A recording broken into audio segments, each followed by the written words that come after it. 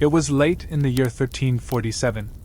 The pretty autumn colors had fallen from the trees and lay on the wet ground. The cold winds of December brought a strange, heavy feeling that could be sensed in every small street, every field, and every home in our village. Our village was called Oakwood, tucked away between old forests and soft hills. It was a small group of people who knew each other well. Life here was simple, tough, and full of old ways. Days followed the seasons, mostly filled with farming, looking after sheep, and sometimes hunting in the thick woods around us. Each morning, when the rooster crowed, everyone, men, women, and children, had many jobs to do until the sun went down, making the sky red and purple before night came with all its stars. The people of Oakwood lived in small houses made of wood, with roofs made of straw. These houses were grouped around the village green, where a strong, old oak tree stood. This tree had seen many generations laugh, cry, and share secrets. Its bumpy branches reached up to the sky, like a silent prayer. Children, often without shoes and wearing simple tunics, chased geese through muddy puddles. Their happy sounds briefly covered up the constant struggle of their lives. They lived a life where fancy things didn't exist, and every meal was a hard win against nature and the powerful lords who took a part of their small crops.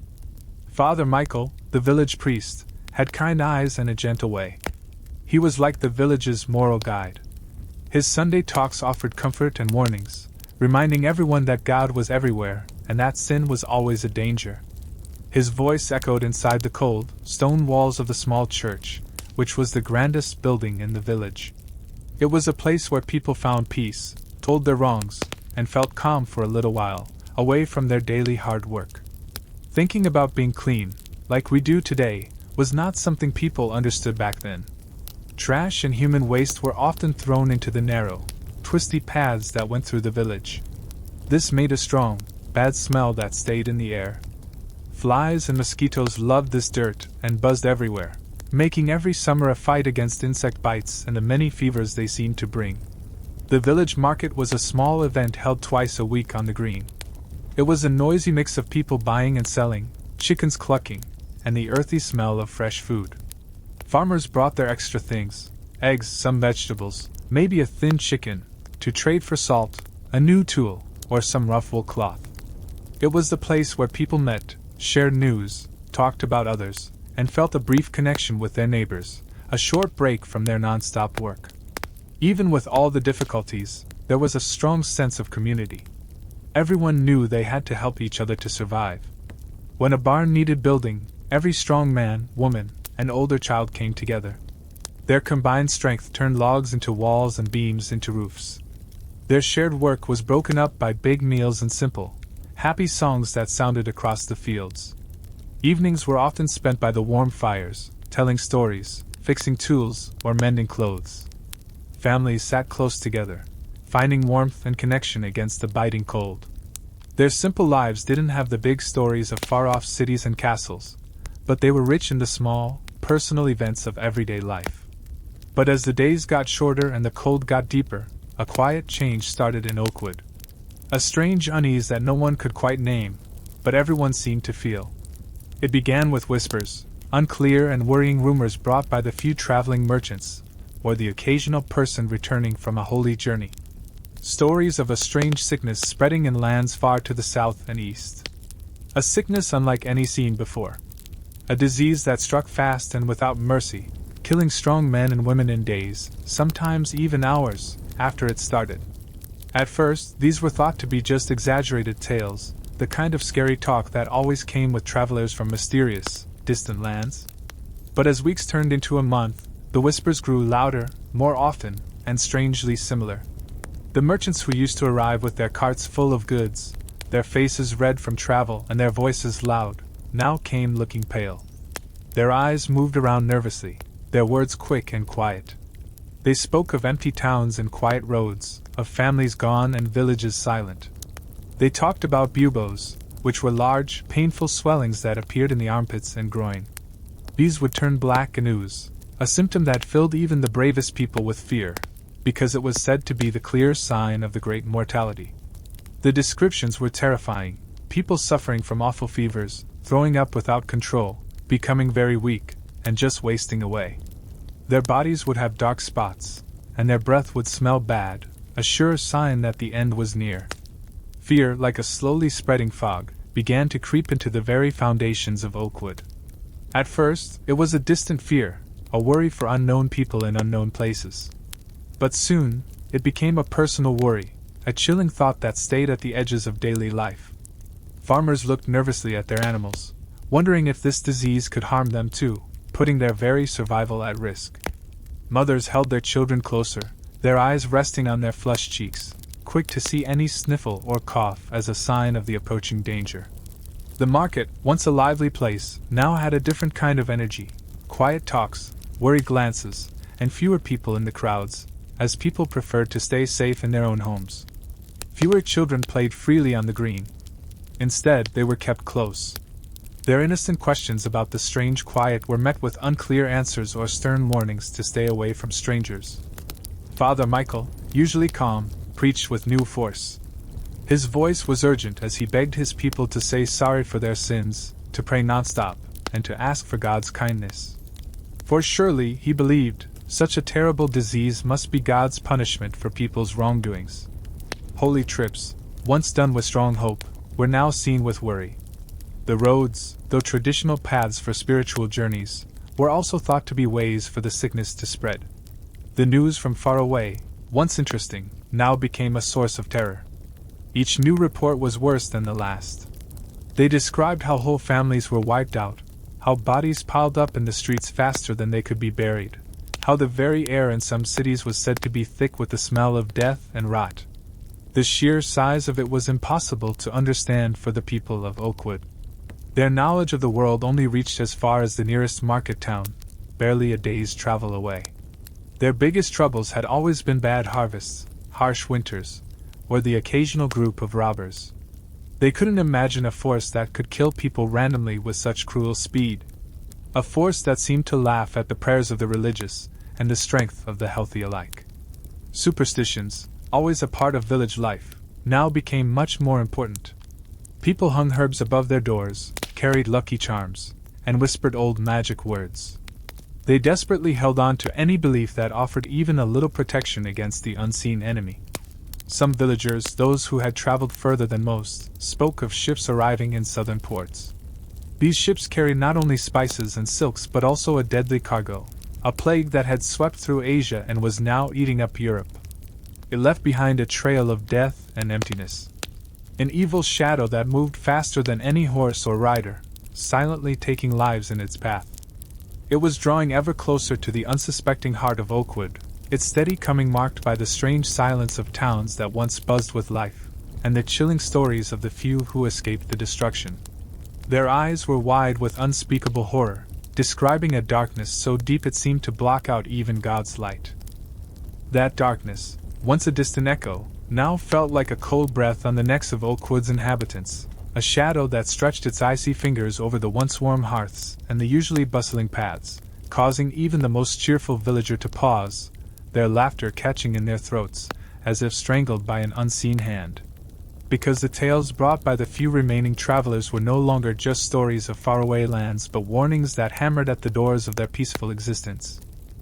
Speaking of death that walked on two legs and crept on four, a silent killer that chose its victims without reason or mercy, making people wonder if their very next breath would be their last, and this heavy feeling clung to every corner of Oakwood, mixing with the scent of wood smoke and damp earth, turning the ordinary into something unsettling and deeply worrying. The brave farmers, who usually faced bad weather and wild animals without a second thought, now looked at their fields with a new kind of fear, not for a failed crop, but for the invisible enemy that might be hiding among the tall stalks of wheat or lurking in the shadows of their barns, threatening not just their harvests but their families. Mothers, whose hands were always busy spinning wool or baking bread, now found themselves constantly watching their children, their eyes wide with a worry they couldn't speak, quickly checking for any sign of sickness, a warm forehead, a tiny cough, a quietness that wasn't normal, imagining the terrible buboes swelling on their little one's skin, making their hearts pound with unspoken terror. The lively village market, which used to be full of loud chatter and friendly bargaining, now felt strangely quiet, the sounds muffled by the heavy cloud of fear. with fewer people coming to sell or buy, choosing instead to stay locked inside their small wooden homes, finding a false sense of safety behind closed doors and drawn curtains, creating an eerie silence where only the wind and the distant cry of a raven could be heard. Children, sensing the change in their parents, no longer played their usual games of chase and hide-and-seek on the village green. They stayed close to their mother's skirts. Their innocent questions about why the other children weren't playing, or why everyone looked so serious, were met with vague answers like, "It's just the winter chill, little one," or stern warnings to avoid strangers and to stay inside, their joyful energy slowly replaced by a quiet watchfulness that was far too old for their young faces. Father Michael, the kind priest who always offered calm words, now spoke with a new, urgent passion during his Sunday sermons.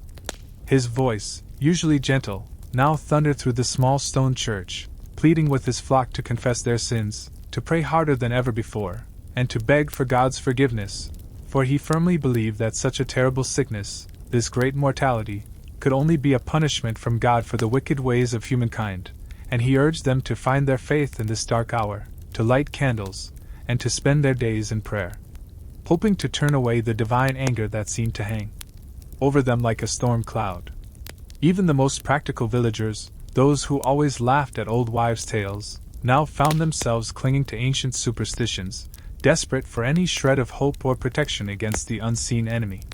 They carefully hung bundles of strong-smelling herbs like rosemary and lavender above their doorways, hoping the scent would keep the sickness away, carried tiny lucky charms made of dried wood or bone, and whispered old, forgotten prayers and chants passed down through generations, believing these small actions might somehow ward off the evil. The stories of ships docking in far-off southern ports, carrying not just exotic silks and spices but also a deadly plague that had traveled across Asia and was now sweeping through Europe, leaving death and emptiness everywhere, became more than just stories. They became a terrifying reality. This evil shadow, they understood, moved faster than any horse or rider, silently killing lives in its path, getting closer and closer to Oakwood, its steady march marked by the chilling silence of towns that were once full of life, and the horrifying tales of the few survivors who escaped the destruction, their eyes wide with unspeakable horror, describing a darkness so deep it seemed to block out even God's light. Then, one cold morning, a week into December, a new kind of silence fell over Oakwood, a deeper, colder silence than before. It wasn't just the quiet of fewer people moving about. It was the absence of a familiar sound. Old Alara, who lived on the edge of the village, was known for her flock of plump chickens, and usually, their lively clucking and squawking filled the morning air as she let them out of their coop. But today, there was nothing. No sound at all. Villagers living nearby noticed it first, a small detail that prickled at their nerves. Young Thomas, whose job it was to collect eggs from Alara every other day, went to her cottage, his small basket swinging empty in his hand. He knocked gently on her wooden door, calling out, "Alara? Are you there? It's Thomas for the eggs." But only silence answered him. He knocked again, louder this time, his heart starting to beat a little faster. He pushed the door open slowly, expecting to see Alara bustling about, perhaps having overslept, or tending to a sick hen. But the inside of her small, usually neat cottage was strangely still. The fire in the hearth was cold, its ashes gray and lifeless. A half-eaten bowl of porridge sat on the table, a spoon still in it, as if Alara had suddenly stopped eating in the middle of her meal. A chill, colder than the December air outside, filled the room. Thomas, a brave boy for his age, stepped further inside, his eyes searching. "Alara?" he called again, his voice a little shaky. Then he saw her. Old Alara lay crumpled on her straw mattress in the corner, her body twisted in an unnatural way. Her skin, usually rosy from her daily chores, was now pale, almost gray. And on her neck, just beneath her jaw, was a large, dark lump, bigger than a pigeon's egg, purple-black and angry-looking. It was a bubo, exactly like the ones the travelers had described, a terrifying mark that screamed of the disease that no one dared to name aloud. Thomas gasped, a choked sound escaping his lips, his basket falling from his numb fingers and clattering to the floor. A sudden wave of intense cold washed over him, a cold that wasn't from the unheated cottage but from the pure, raw terror gripping his young heart. He didn't touch her. He didn't even go closer. He backed away slowly, his eyes fixed on that terrible mark, his mind screaming. He stumbled out of the cottage, grabbing at the doorframe for support, and then he ran. He ran faster than he had ever run in his life, his small lungs burning, his feet pounding through the mud, not looking back, his only thought to get help, to tell someone, anyone, about what he had seen. His frantic cries soon brought the village together. Old Man Hemlock, the village elder, a man with a stern face but a kind heart, was the first to reach Alara's cottage with Thomas, followed by a small group of worried villagers. They stood outside, a hesitant cluster, their faces pale, their eyes filled with a mixture of fear and disbelief. "What did you see, boy?" Hemlock asked Thomas, his voice gruff but gentle, placing a comforting hand on the trembling boy's shoulder. Thomas, still panting, pointed a shaky finger towards the cottage. The lump, Hemlock! On her neck. It's black." A collective gasp went through the small crowd. They all knew what that meant. They had heard the terrible descriptions. Hemlock, with a deep sigh that seemed to carry the weight of the world, stepped forward.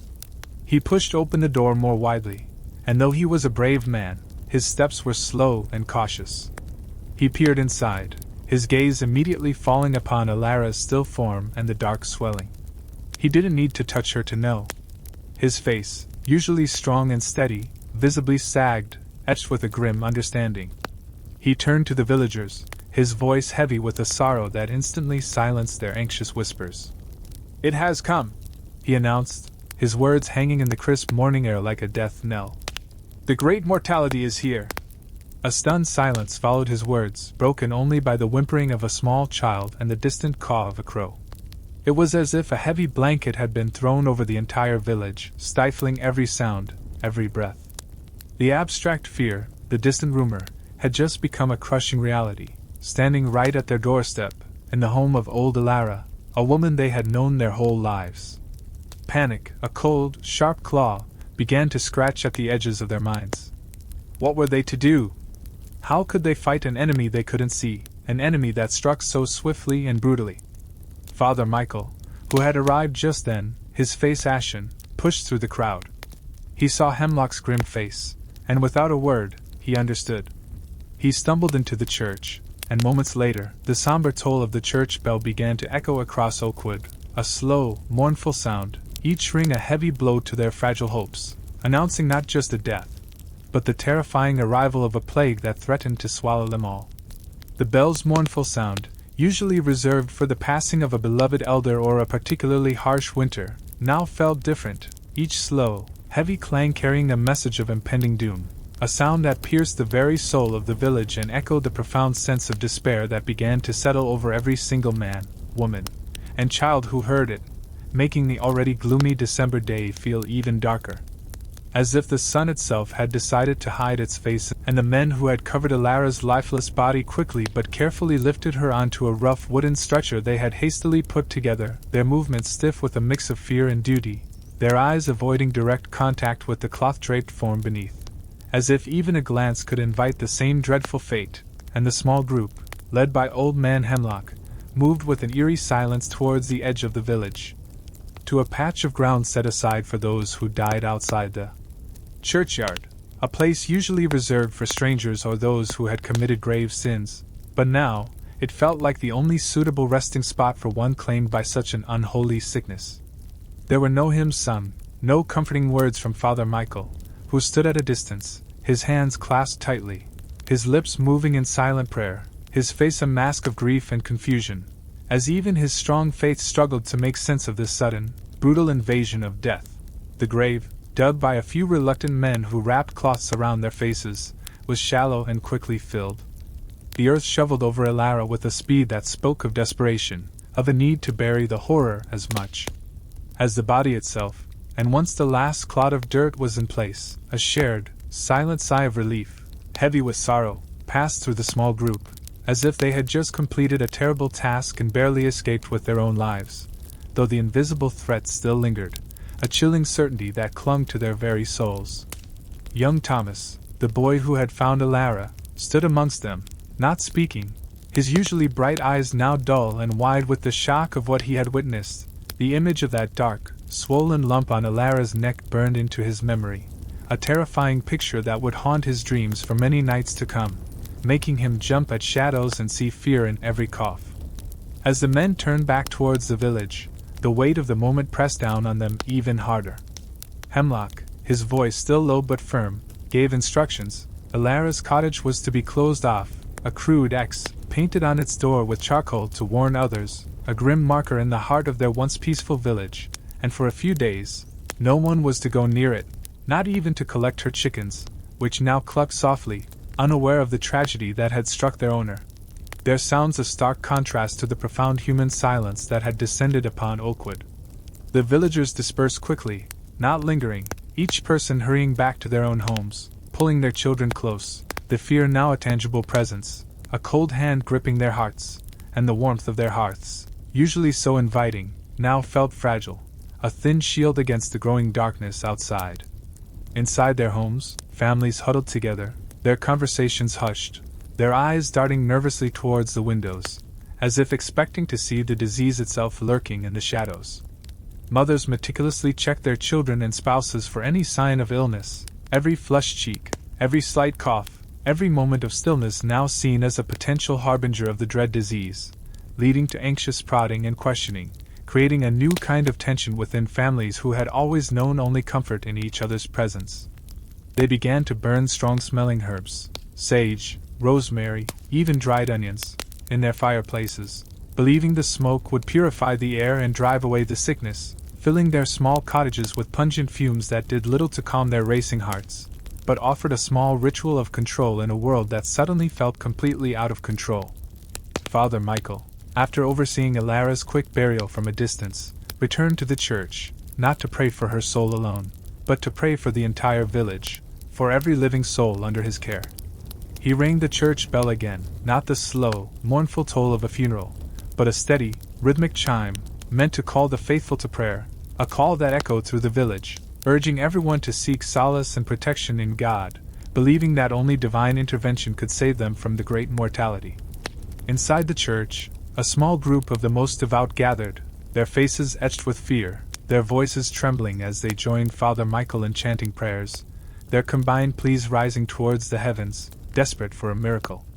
Amongst them was Alice, a young mother with an infant, Clara, strapped to her chest, her eyes wide and haunted, her heart pounding with a primal fear for her tiny daughter, imagining the terrible buboes appearing on Clara's soft skin, a thought that made her stomach clench with terror.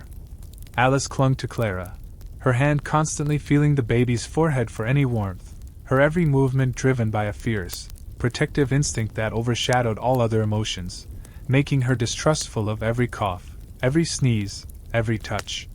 The sense of isolation grew with each passing hour. No one visited neighbors anymore. Even the communal well, a central point for daily gossip and interaction, became a place of quick, silent trips, with villagers maintaining a wide berth from each other, their buckets clanking eerily in the sudden quiet, their eyes avoiding contact, reflecting the profound fear of contagion that had transformed their close-knit community into a collection of anxious, isolated units. The market, which was usually busy with chatter, was now empty, the stalls bare, the vibrant life that once filled it replaced by a chilling stillness, as if the village itself was holding its breath. Hemlock, with the help of a few trusted men, decided that no one would be allowed to leave or enter Oakwood without strict permission, hoping to contain the disease within their borders, a drastic measure that further deepened the sense of being trapped, completely cut off from the outside world, from any possible help or escape. This decision, though made with the best intentions, created new tensions. Some argued that fleeing was their only hope, while others feared bringing the plague to other innocent villages, and the debate was hushed, but fierce, creating cracks in the once solid community spirit. The winter deepened its grip, the days grew shorter, and the chill became more biting, adding to the villagers' misery, as the cold seemed to seep not just into their bones but into their very souls, matching the bleakness of their new reality. The forest, which once offered comfort and resources, now loomed dark and menacing, its ancient trees appearing to whisper secrets of death, their shadows growing longer and more sinister with each passing day. A new, disturbing element began to surface amidst the fear. Whispers started about the unusual speed of Alara's death, She had been seen just the day before, tending her chickens, seemingly in good health, and then, overnight, she was gone, a death so sudden it startled even those accustomed to the swiftness of the plague's onset in the faraway tales. Some villagers, particularly those who were always prone to dark thoughts, began to speculate that there was more to Alara's death than just the plague. Old Bartholomew, a hermit-like figure who lived alone on the outskirts, known for his strange stories and his deep knowledge of ancient lore, appeared briefly on the village green, his eyes wild, muttering about dark omens and ancient evils stirred from their slumber, before disappearing back into the woods, his words dismissed by most as the ramblings of a madman, but they nevertheless planted a seed of unease in the minds of some.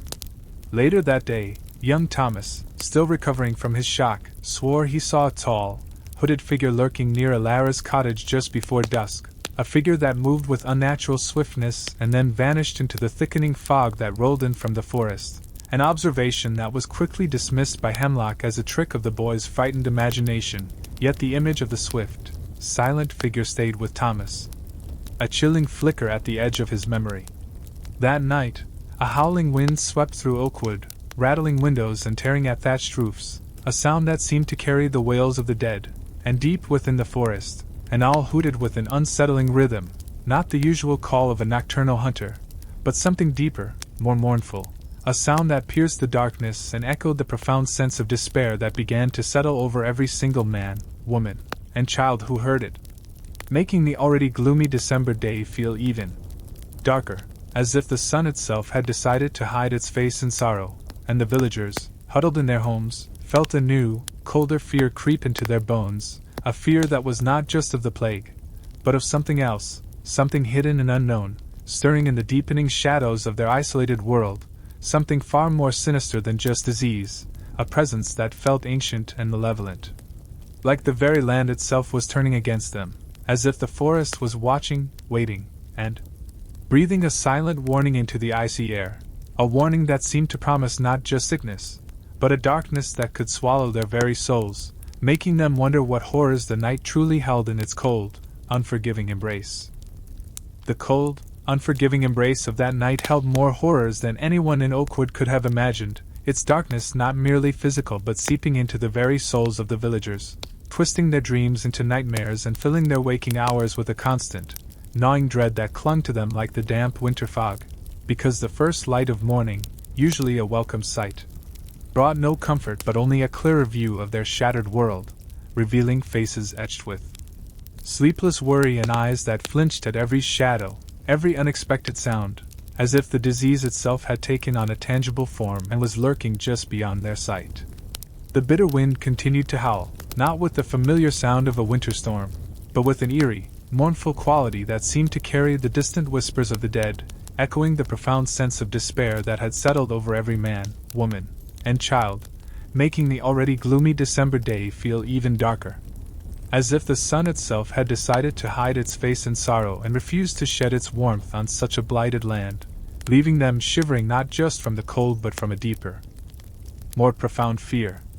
Families, huddled closer than ever by their meager fires, spoke in hushed tones, if they spoke at all, their thoughts consumed by the image of Alara's dark bubo and the terrifying knowledge that the invisible killer was now truly among them, making them scan each other's faces, searching for any telltale mark, any sign of the dreaded sickness that could doom them all, their hearts pounding in their chests with a frantic rhythm.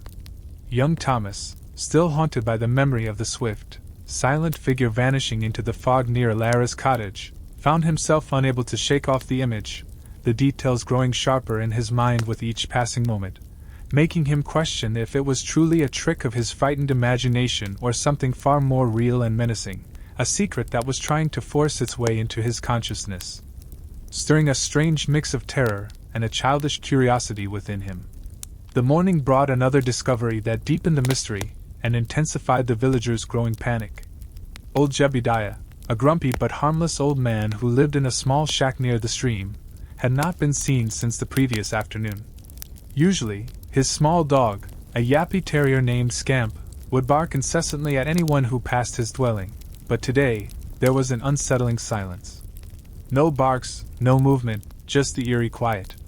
When a concerned neighbor, Martha, who usually brought him a warm broth each morning, approached his shack, she found the door slightly ajar, swaying mournfully in the wind. "Jebediah? Are you there?"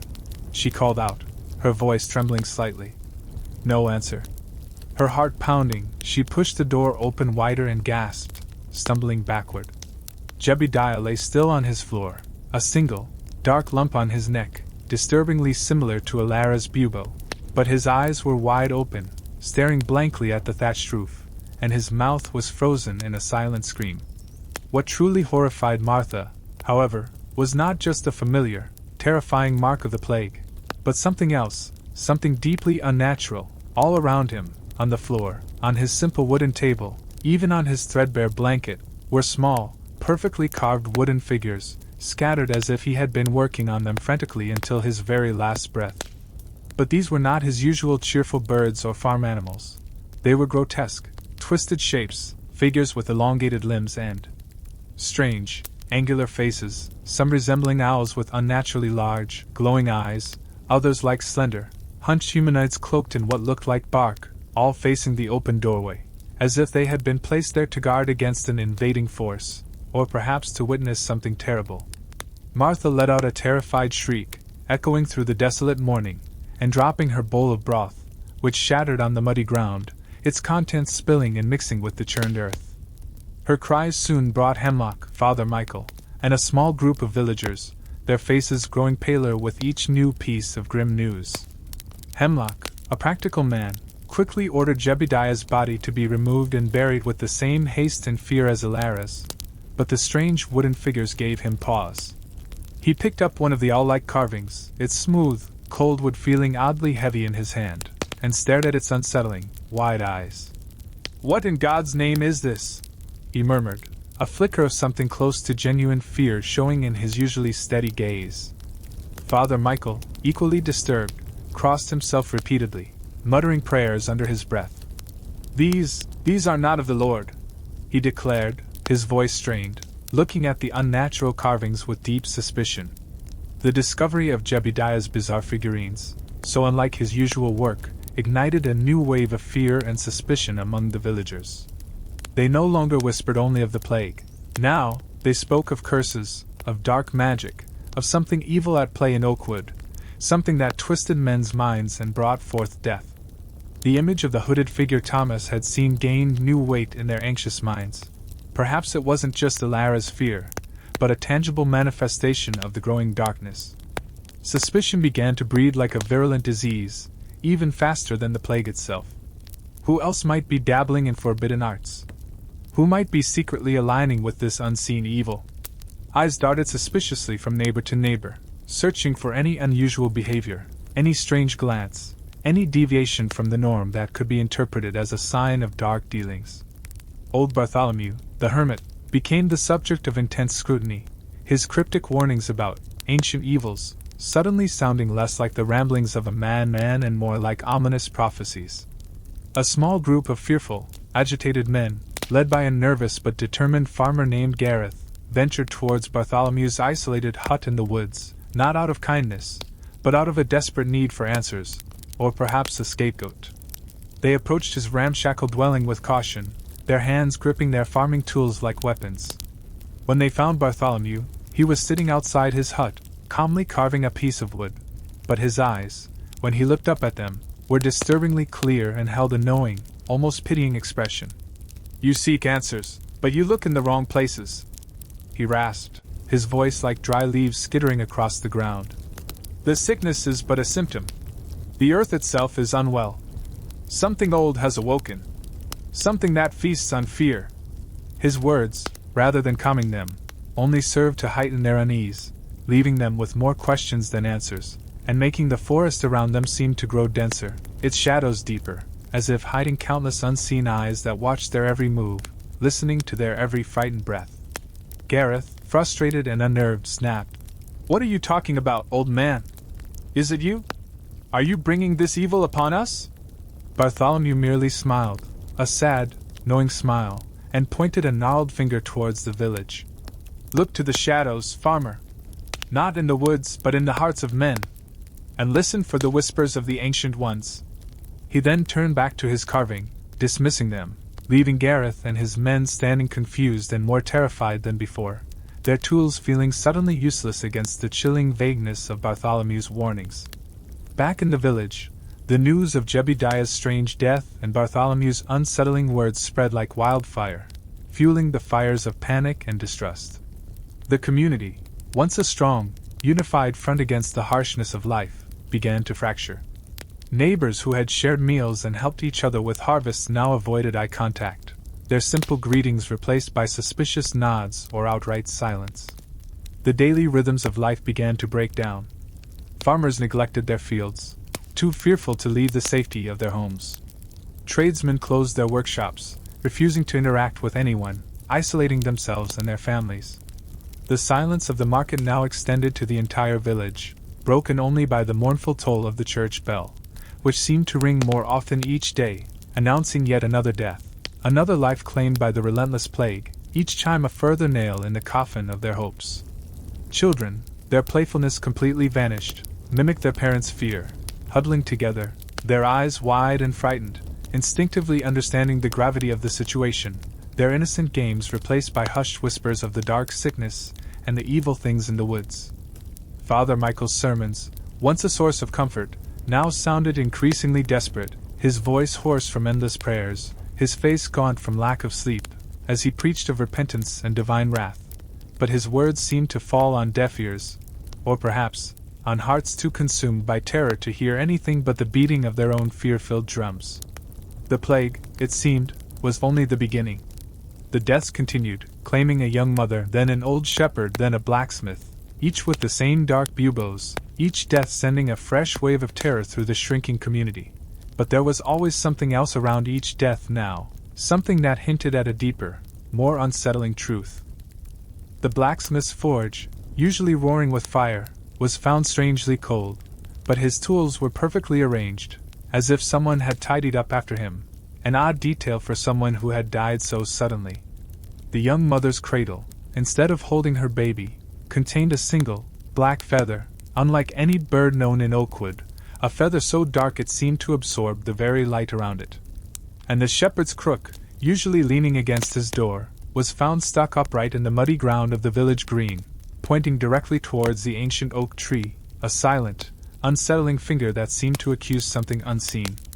These small, bizarre details, dismissed by some as mere coincidences in their grief-stricken state, were noticed by others, particularly by young Thomas, whose sharp eyes missed nothing, and he began to connect these strange dots in his mind, remembering the hooded figure, Bartholomew's warnings, and Jebediah's carvings, a terrifying tapestry of events that hinted at a sinister presence woven into the very fabric of Oakwood.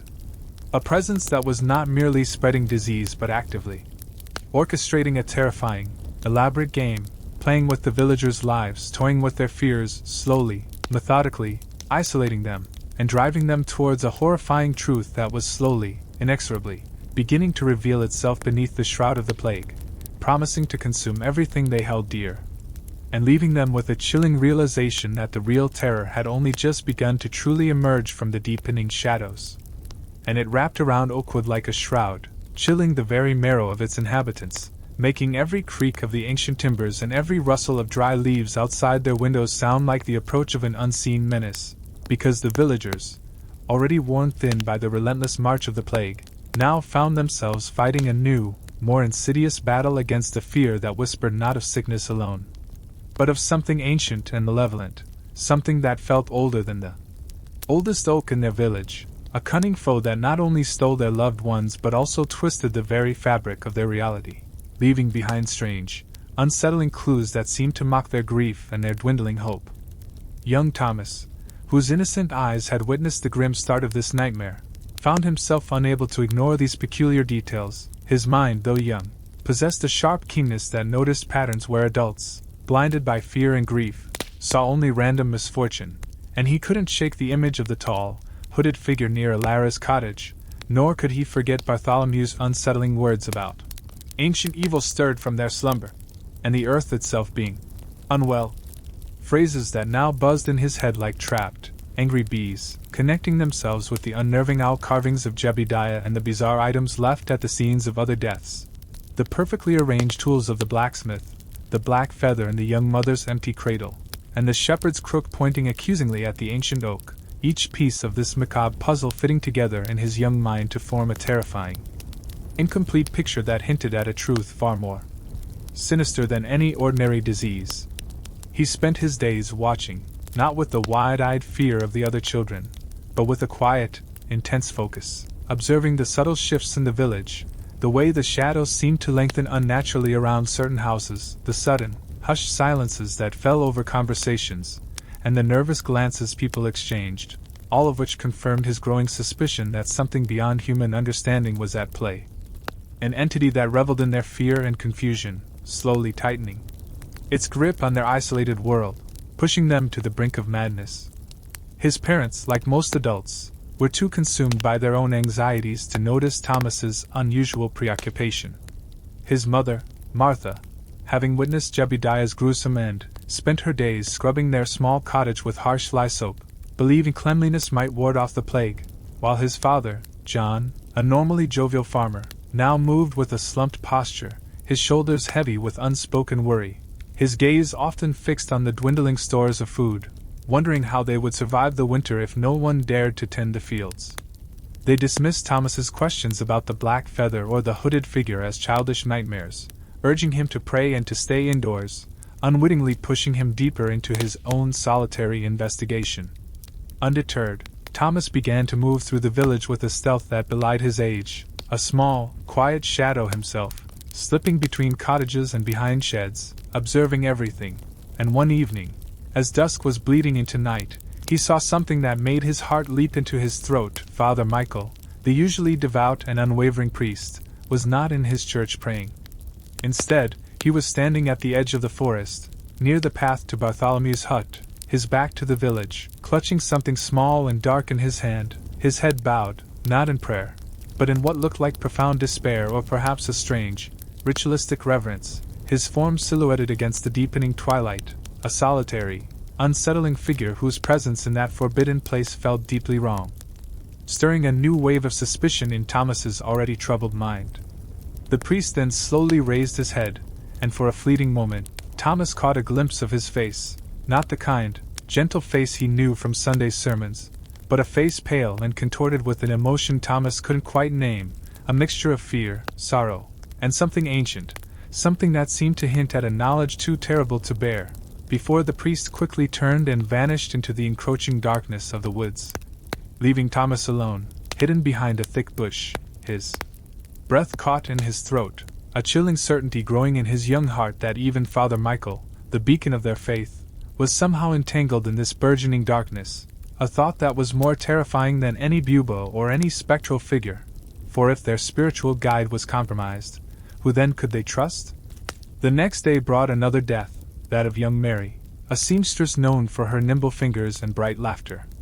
Her buboes were particularly gruesome, blacker and larger than the others, but what truly caught Thomas's attention was not the plague's mark, but the single item found clutched tightly in her dead hand, a small, intricately carved wooden bird, its eyes uncomfortably wide and knowing, eerily similar to the style of Jebediah's disturbing figures, yet not quite the same, as if a mimicry. A deliberate imitation designed to sow confusion. This was no coincidence, Thomas knew with a certainty that thrummed through his veins.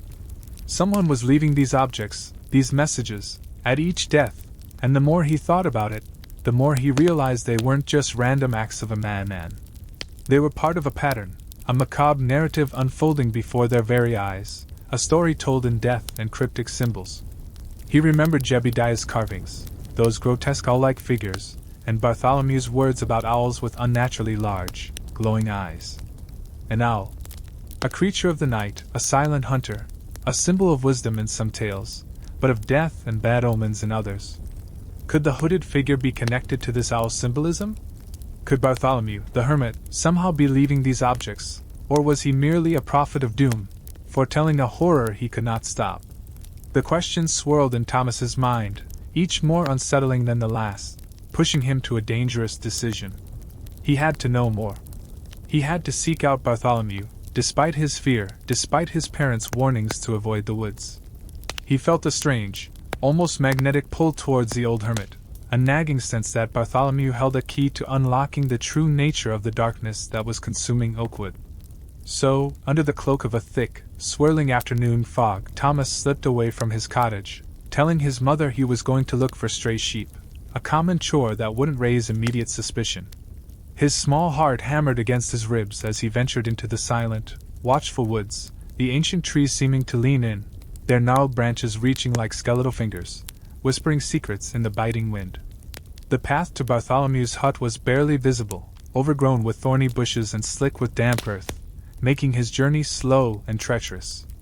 With every step, he imagined the hooded figure from his memory, the one near Alara's cottage, now lurking behind every tree, its silent gaze fixed upon him, and he remembered the unsettling hooting of the owl on the night of Alara's death, a sound that now seemed to echo mockingly in the depths of the forest, almost as if it was guiding him, or perhaps luring him deeper into the unknown.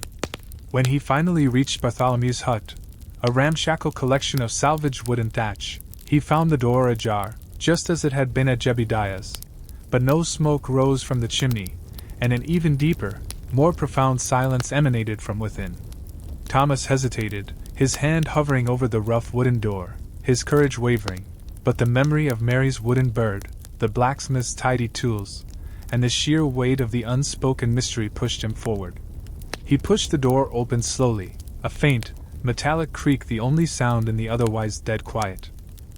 The glow was not bright, but rather a deep, unsettling crimson, as if the tree itself was bleeding, and from its roots, a faint, rhythmic humming sound, low and resonant, vibrated through the ground, a sound that felt ancient and powerful, like the beating heart of the earth itself, but a heart that was now filled with a dark, sinister energy. Around the base of the tree, shrouded in the strange red light, stood several figures, their backs to Thomas, their forms indistinct in the gloom, but one figure stood taller than the rest, cloaked in heavy, dark fabric, its hood pulled low, obscuring its face, but its posture, its unnerving stillness, was undeniably familiar. It was the hooded figure, the one Thomas had seen near Alara's cottage, the one that had vanished into the fog, and now it stood here, at the heart of their village, beneath the ancient oak, surrounded by others, engaged in some terrifying, unholy ritual. Thomas wanted to scream, to alert the sleeping village, but his voice was caught in his throat, choked by fear. He stood frozen, hidden in the deeper shadows near the communal well, watching the horrifying scene unfold. The red glow from the tree intensified for a moment, then dimmed, and one of the figures, not the hooded one, but another, smaller individual, stepped forward and placed something small and dark at the base of the tree, a gesture that looked like an offering, a sacrifice to the ancient power that seemed to pulse from within the oak. Then, with a synchronized, slow movement, all the figures turned their heads, not towards Thomas directly, but towards the edge of the forest from which he had just emerged, their collective gaze piercing the darkness, as if they knew he was there, watching them, their silent acknowledgement a chilling message that his presence had not gone unnoticed, that he had been seen, and understood to be a witness. A witness to a secret that was not meant for human eyes.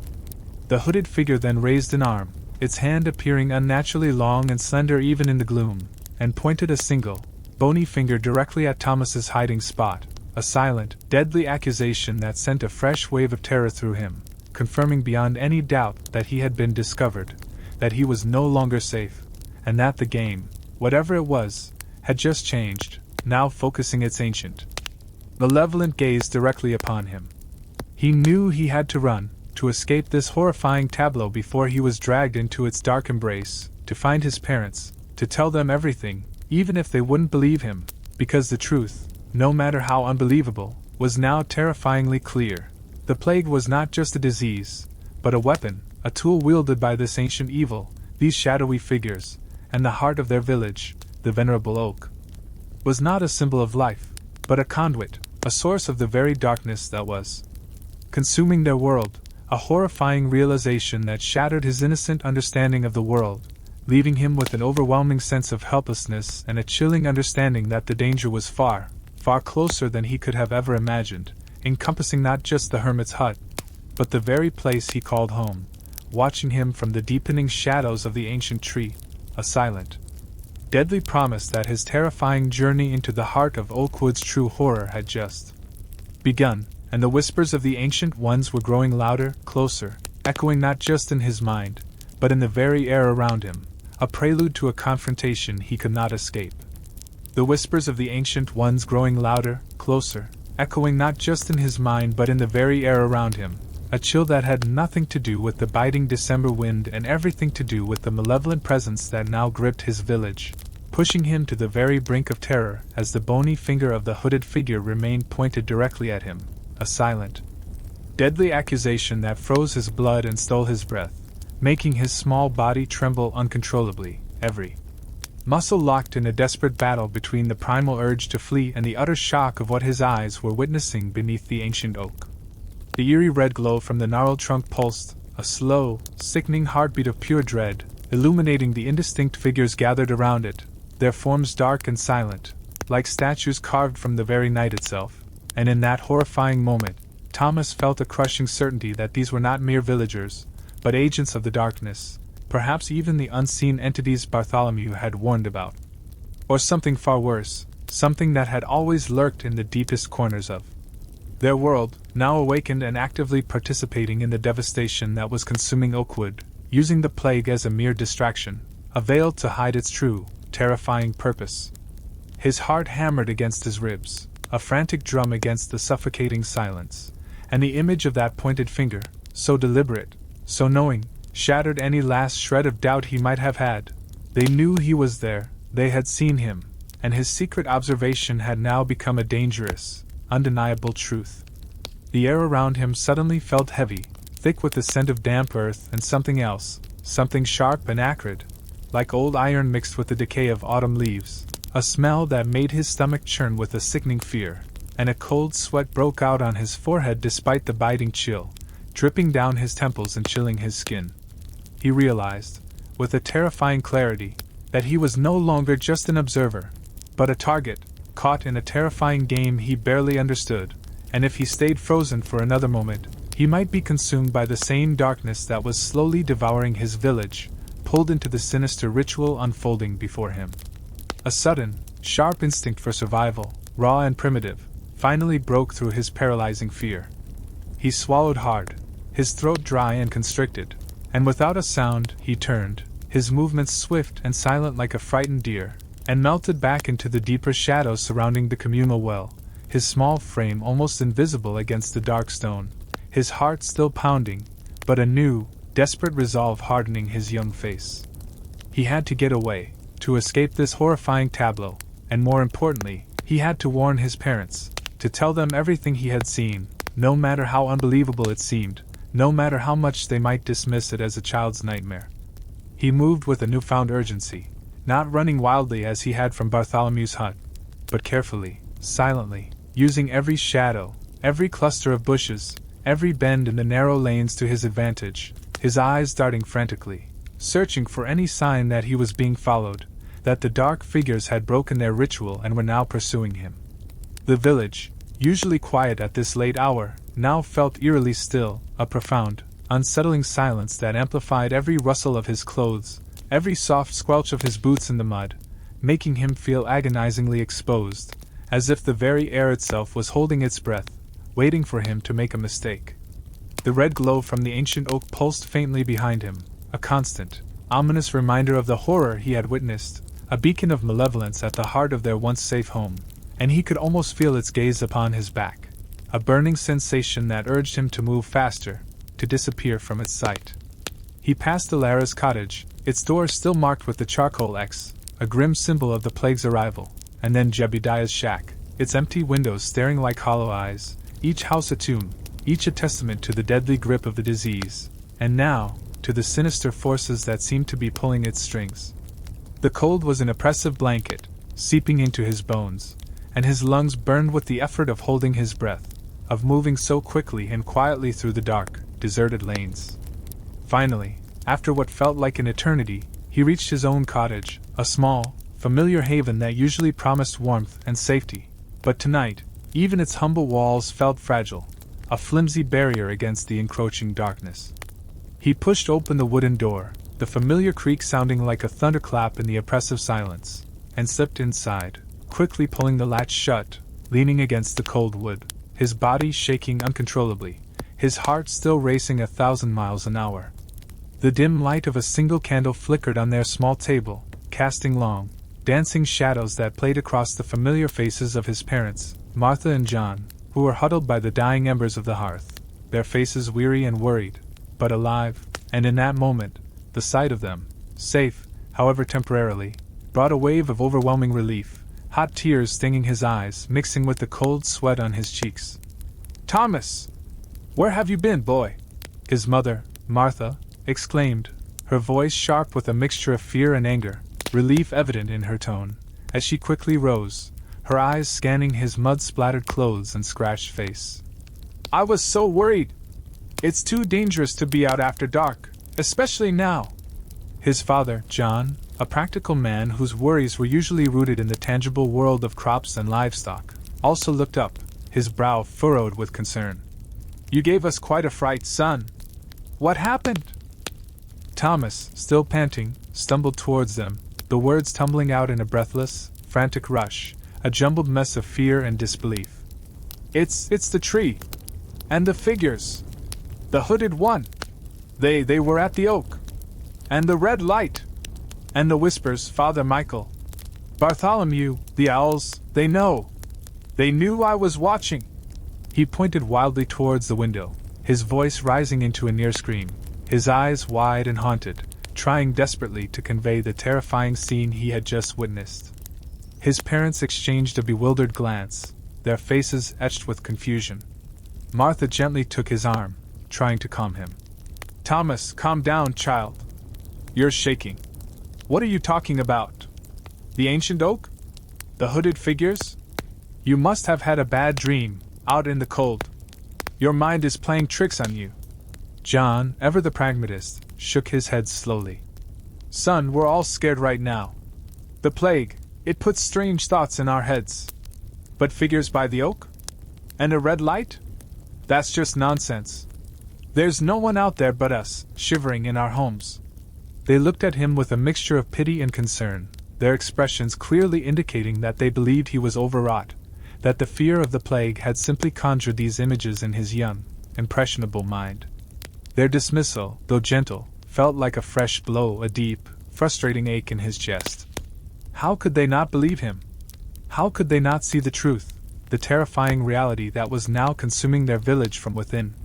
He tried again, trying to explain the chilling precision of the hooded figure's pointed finger, the ancient hum from the tree, the way the figures seemed to move with unnatural stillness, the black feather, the wooden bird, the blacksmith's tidy tools, the whispering voice in Bartholomew's hut, the feeling of being watched, the undeniable malevolence that pulsed from the ancient oak, but his words only seemed to sound more frantic, more unbelievable to his parents, who patted his head and led him gently towards his straw mattress. "You're tired, Thomas. You've had a fright," Martha said softly, pulling a rough blanket over him. "Rest now. Things will look clearer in the morning." But Thomas knew they wouldn't. He knew that the morning light would only reveal more deaths, more despair, more strange clues left by the unseen hand that was playing a deadly game with their lives.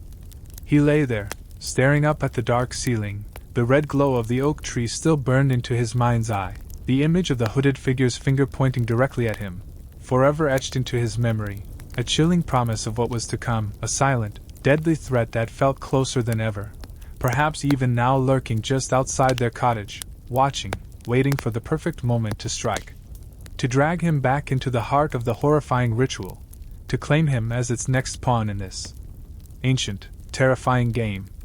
The weight of his secret, the knowledge that he alone in Oakwood seemed to understand the true nature of their predicament, settled heavily upon his young shoulders, an unbearable burden that made him feel utterly alone, completely isolated in a world that refused to see the truth, a world that was slowly, inexorably, falling prey to an ancient evil far more cunning and powerful than any disease.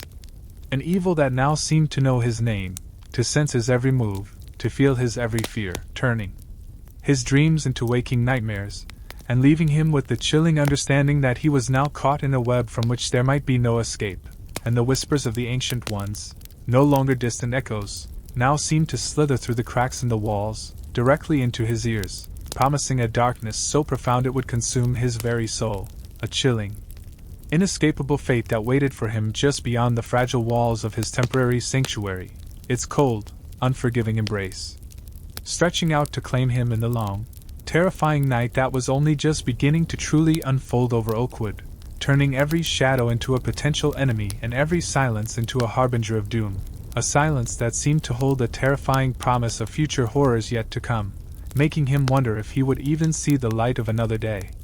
The long, terrifying night stretched endlessly, filled not with sleep but with a suffocating blanket of dread for young Thomas, who lay wide-eyed on his straw mattress, the cold sweat on his brow a stark contrast to the chills that coursed through his body, not from the winter air but from the deeply unsettling images burned into his memory, the ancient oak pulsing with that sickly red light, the silent, dark figures gathered around it.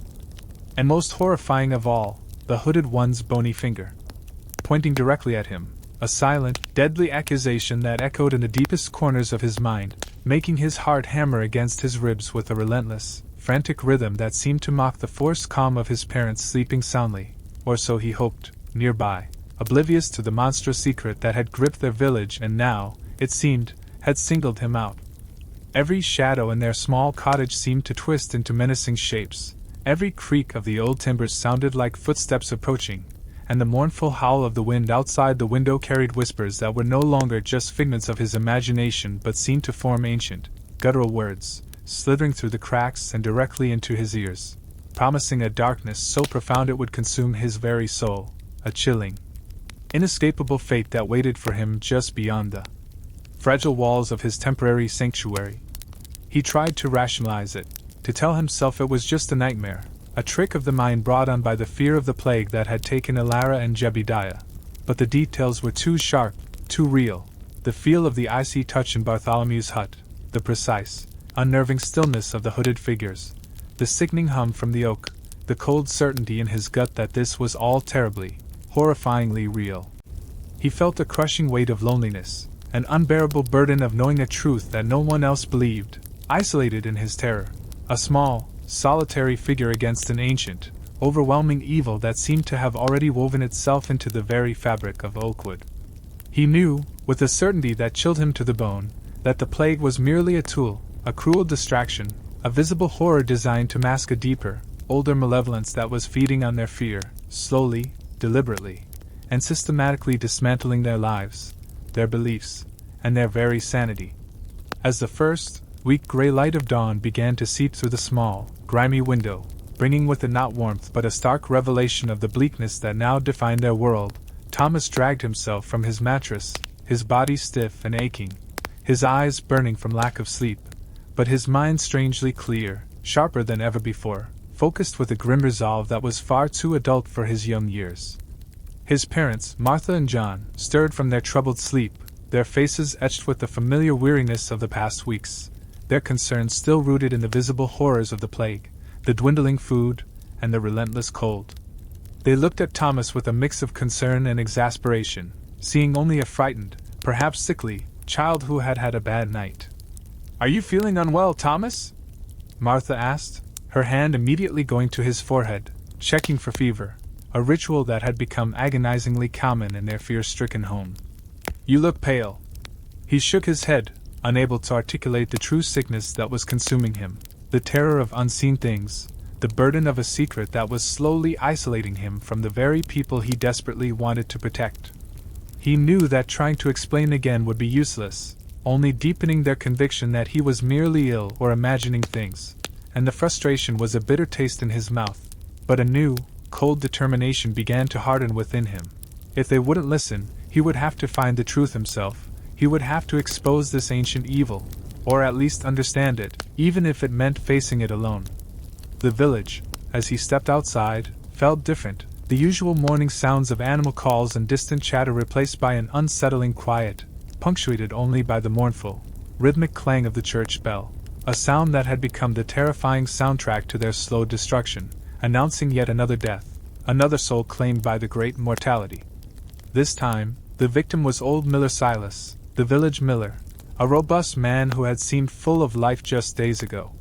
His mill, which usually rumbled with the steady turning of its water wheel, was eerily silent, its massive wooden gears motionless, a chilling testament to the swiftness of the unseen killer.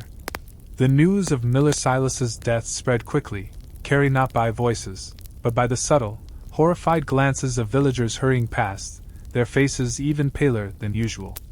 The now familiar charcoal X was quickly painted on the miller's door, joining the growing number of grim markers that dotted the village, turning once familiar homes into monuments of despair, each black mark a chilling tally of the plague's relentless advance, and a fresh wave of panic, raw and visceral, swept through Oakwood, eroding the last vestiges of hope and community spirit. People locked themselves in their homes, refusing to come out even for necessities, their fear of contagion now absolute, making the narrow lanes feel utterly deserted, like a ghost town haunted by the specter of its former life. Father Michael, his face haggard and his eyes red-rimmed from sleepless nights of prayer, was seen moving from house to house, not to offer comfort, but to urge families to prepare their dead, as the task of burial had become overwhelming for the few remaining able-bodied men, and the sight of him, usually a pillar of strength, now so broken and desperate, only served to deepen the villagers' despair, making them question if even God had abandoned them to this relentless scourge. Yet, amidst the raw grief and panic, Thomas noticed something else, something subtle but profoundly disturbing at the miller's cottage. As Hemlock and his small, grim burial party prepared to remove Silas's body, Thomas, keeping to the shadows, saw a tiny, gleaming object near the threshold. It was a perfectly smooth, dark river stone, not from their local stream, but one he recognized from the specific, dark volcanic rock found only in the distant, rocky hills beyond Bartholomew's hut. And on its surface, barely visible unless you looked closely, was a swirling, intricate symbol, unlike any he had ever seen, yet vaguely reminiscent of the ancient markings on Bartholomew's scrolls, a chillingly similar design to the pattern he had glimpsed etched on the hilt of the hooded figure's dagger that terrifying night at the ancient oak. This wasn't just another strange clue, it was a direct link, a physical piece of evidence connecting the deaths, Bartholomew, the hooded figures, and the dark ritual at the oak. His heart pounded with a renewed sense of urgency. He knew, with a terrifying clarity, that he couldn't wait any longer. He couldn't rely on his parents or Father Michael, who were too deeply entrenched in their own grief and disbelief to see the true nature of the enemy. He had to return to Bartholomew's hut, to the scrolls, to the very source of this ancient evil, to find answers, to understand the symbols, to find a way to stop it, to save his village before it was completely consumed. But as he turned to slip away, a sharp, piercing cry shattered the oppressive silence of the village. It was a child's scream, not a cry of pain, but of pure, unadulterated terror, emanating from the direction of the communal well, the same spot where Thomas had hidden just last night, watching the ritual under the ancient oak. His blood ran cold. The thought that another child might be in danger, perhaps lured into the open, or worse, discovered by the hooded figures, spurred him into action. He ran towards the sound, his earlier caution forgotten, his small legs pumping furiously through the mud, his mind a jumbled mess of fear and desperate concern. When he reached the well, he found not a child, but a small group of women, their faces contorted with terror, pointing frantically towards the well's stone rim. And there, perched precariously on the edge, was not a child, but a real owl, larger than any he had ever seen in the Oakwood forests, its feathers as dark as night, its eyes glowing with an unnervingly intense, reddish light, eerily similar to the carved eyes of Jebediah's wooden figures in the glow from the ancient oak. The owl stared directly at Thomas, its head tilting slightly, and in its piercing gaze, he felt a chilling recognition, a sense of malevolent intelligence, as if it was not just an animal, but a messenger, or perhaps even a manifestation of the ancient evil itself, its silent stare a direct challenge, a confirmation that it knew who he was, that it had seen him, and that his actions had not gone unnoticed. The air around the well grew thick and heavy, filled with an oppressive silence broken only by the women's choked whimpers and the owl's unnerving, rhythmic hooting, a sound that resonated deep within Thomas's chest, a call that felt both ancient and deeply personal, as if it was calling to him, beckoning him closer, drawing him into its dark, enigmatic world, a chilling invitation that promised not just answers, but an inevitable confrontation with the true, terrifying force that was slowly devouring Oakwood, and leaving him with the undeniable, terrifying certainty that he was indeed caught in a game far beyond his comprehension, a game where he was not just a pawn, but a chosen piece, perhaps even the central player, and the eyes of the glowing owl seemed to hold a silent, deadly promise that his terrifying journey into the heart of Oakwood's true horror had only just begun. A journey from which there might be no return, as the whispers of the Ancient Ones now felt like a cold breath on his very soul. As the whispers of the Ancient Ones now felt like a cold breath on his very soul, chilling him to the bone despite the raw, physical exertion, Thomas stood frozen by the communal well, his eyes locked with the unnaturally glowing, reddish gaze of the massive owl perched on its stone rim, a gaze that held a malevolent intelligence, a silent challenge that cut through the last remnants of his childish innocence and left him with the undeniable, terrifying certainty that this was no ordinary creature of the forest, but a messenger, perhaps even a direct manifestation of the ancient evil itself, its silent stare a confirmation that it knew who he was, that it had seen his secret vigils, and that his actions had not gone unnoticed, transforming him from a mere observer into a player, a chosen piece in a horrifying game far beyond his comprehension.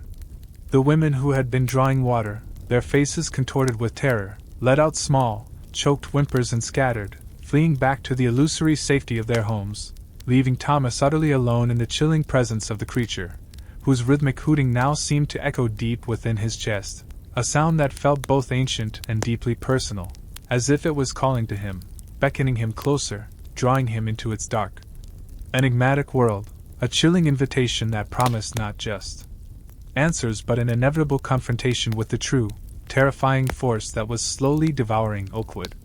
His heart hammered a frantic rhythm against his ribs, a drumbeat of terror and a strange, almost feverish resolve, because in that moment, staring into the glowing eyes of the owl, he understood that he was indeed caught in a game far beyond his comprehension, a game where he was not just a pawn, but a chosen piece, perhaps even the central player, and the owl's eyes seemed to hold a silent, deadly promise that his terrifying journey into the heart of Oakwood's true horror had only just begun.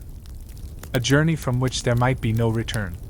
The memory of the river stone with its swirling symbol, the one he had found near Miller Silas's door, its design mirroring the strange mark on the hooded figure's dagger, burned in his mind, a tangible link, a piece of irrefutable evidence that connected the plague, the deaths, Bartholomew, the hooded figures, and the dark ritual at the ancient oak, and this knowledge, this burden of truth, spurred him to action. He knew he could no longer rely on his parents' disbelief or Father Michael's waning faith. He alone seemed to see the sinister tapestry woven beneath the shroud of the great mortality. With a sudden, defiant burst of courage, Thomas broke the owl's hypnotic gaze. He didn't run in blind panic this time. Instead, a cold, focused determination settled over him. He knew where he had to go. He had to return to Bartholomew's hut, to the ancient scrolls, to the unsettling wooden owls, for it was there, he felt with a certainty that thrummed through his very bones, that the answers, or at least the next piece of this terrifying puzzle, would be found.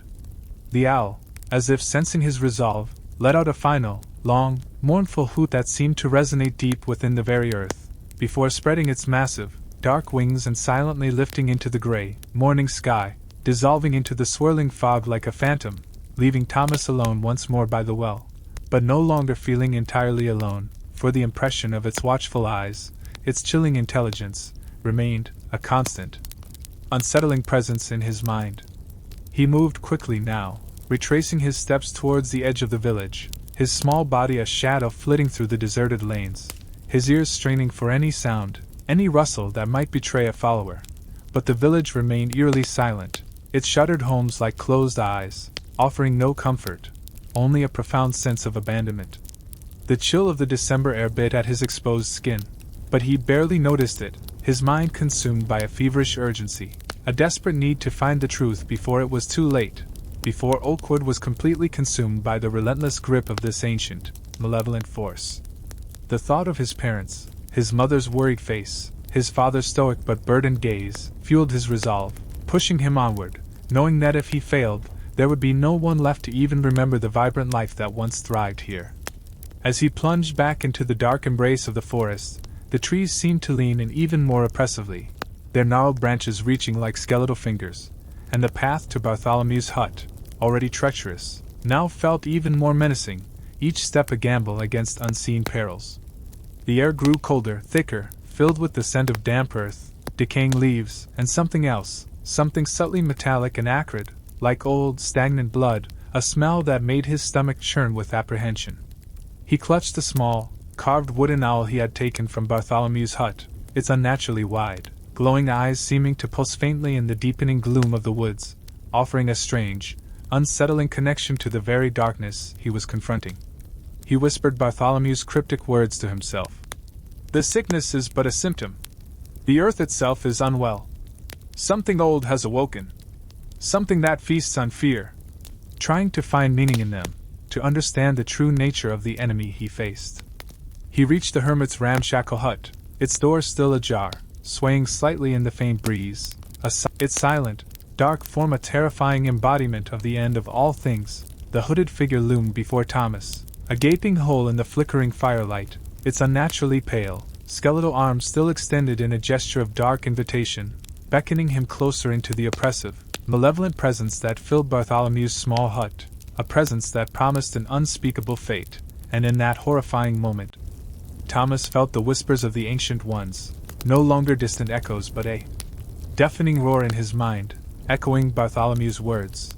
Something that feasts on fear, confirming with a soul-crushing certainty that he was indeed face to face with the true source of Oakwood's terror, the very entity that orchestrated the plague and delighted in the suffering it caused, leaving him with the chilling understanding that his terrifying journey into the heart of horror had just found its terrifying culmination, and there was absolutely no escape from the unholy, ancient entity that now stood before him.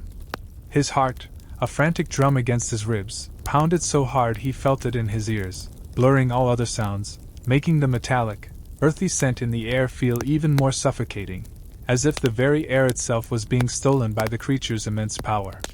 He wanted to scream, to run, to fight, but his body refused to obey, paralyzed by a fear so profound it felt like a physical weight pressing him to the floor, rendering him utterly helpless, his eyes wide and unblinking, fixed on the impenetrable darkness within the hood, desperate for any glimpse of a face, any sign of something human, but there was only void, an endless blackness that seemed to swallow all light, all hope.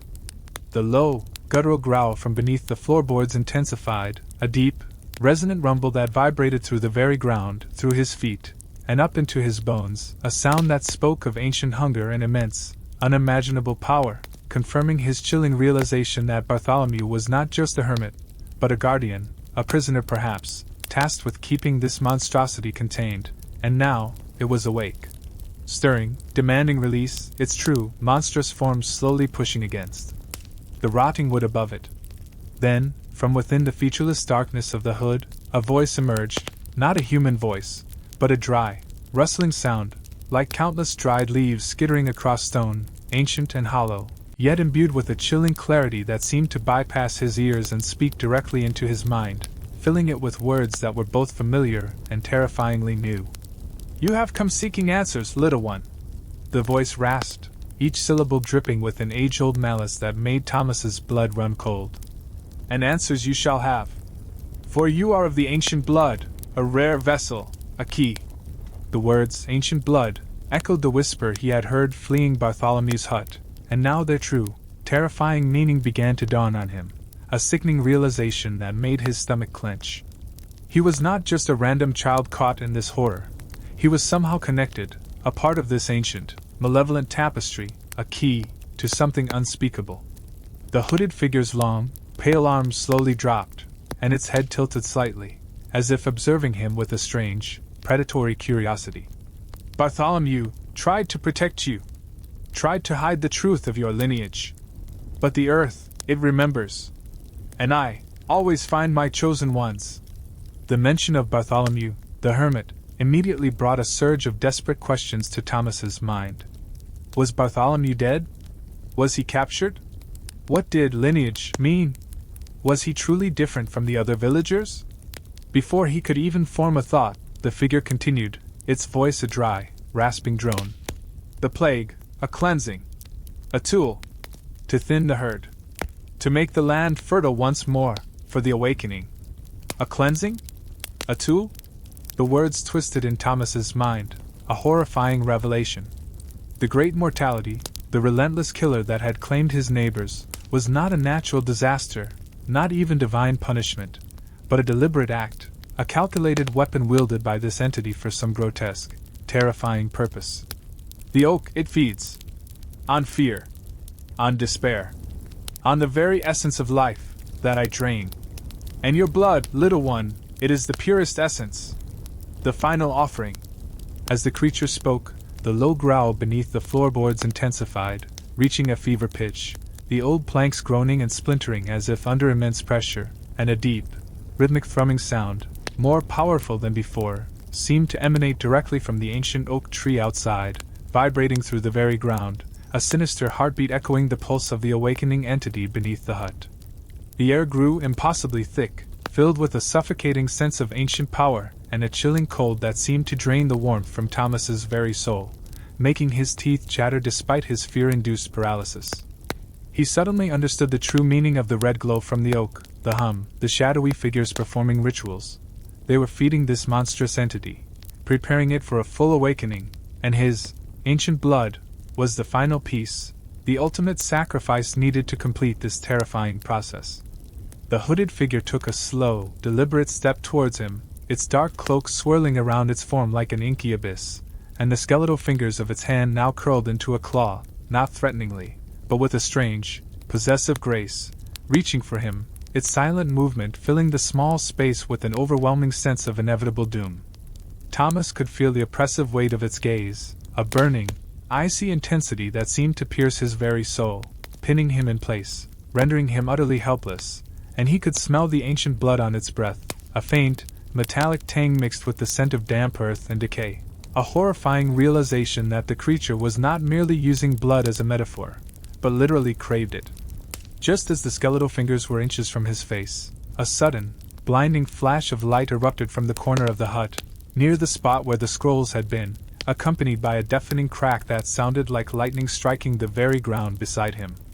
The hooded figure recoiled instantly, letting out a piercing, unnatural hiss that vibrated through the hut, a sound of pure agony and ancient rage, its dark form momentarily writhing and shrinking, as if burned by the unexpected light.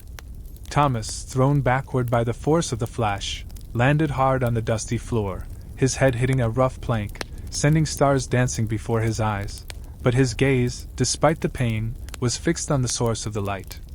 There, standing tall and resolute, his usually stern face now alight with a fierce, unwavering determination, was Father Michael, holding aloft a crudely carved wooden cross, not the ornate one from the church, but a simple, unadorned cross made of raw oak wood, its surface glowing with an intense, pure white light that seemed to repel the surrounding darkness.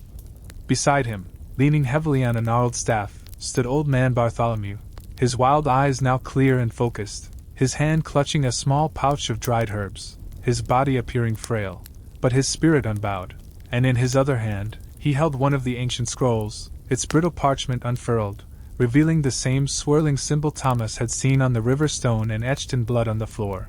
But now, the symbol itself seemed to pulse with a faint, protective light. "Begone, foul spirit!" Father Michael thundered, his voice, usually gentle, now resonated with a spiritual power Thomas had never heard, a voice that seemed to shake the very foundations of the hut. "You will not claim this child! Your ancient pact is broken!" Bartholomew, with a grunt of effort, began to chant in a low, guttural language that sounded both ancient and powerful, a string of words Thomas couldn't understand, but whose meaning was clear, a spell, an incantation to bind or banish the malevolent entity. The hooded figure hissed again, a sound of pure, unadulterated fury, and in its momentary weakness, Thomas saw it, a fleeting glimpse beneath the hood as the light from the cross intensified, not a human face, but a skull, ancient and cracked, with two pinpricks of reddish light burning within its eye sockets, a skeletal visage of pure evil, confirming his darkest fears. The growling beneath the floorboards erupted into a deafening roar, and the entire hut shook violently, dust and straw falling from the ceiling, as if the very earth was protesting the confrontation, its tremors threatening to bring the fragile structure down around them. The floorboards near the corner began to heave and splinter, revealing a glimpse of something immense and dark stirring beneath, a mass of ancient roots and shadowy tendrils, thick and black like petrified veins, pulsing with a grotesque, unholy life, confirming that the entity beneath was not just a creature but a part of the very land, a monstrous, forgotten heart of the earth itself. Father Michael, his face streaming with sweat but his resolve unwavering, pushed the glowing cross forward, forcing the hooded figure to recoil further, its dark form flickering and distorting, as if struggling to maintain its shape against the purifying light. Bartholomew continued his chant, his voice growing stronger, and as he spoke, faint, shimmering lines of light, almost invisible to the naked eye, began to spread from the symbol on the scroll, weaving themselves into a protective barrier around Thomas, a shimmering cage of ancient magic designed to shield him from the entity's malevolence. Thomas, though still terrified, felt a glimmer of hope ignite within him, a fragile flame in the overwhelming darkness. He was not alone.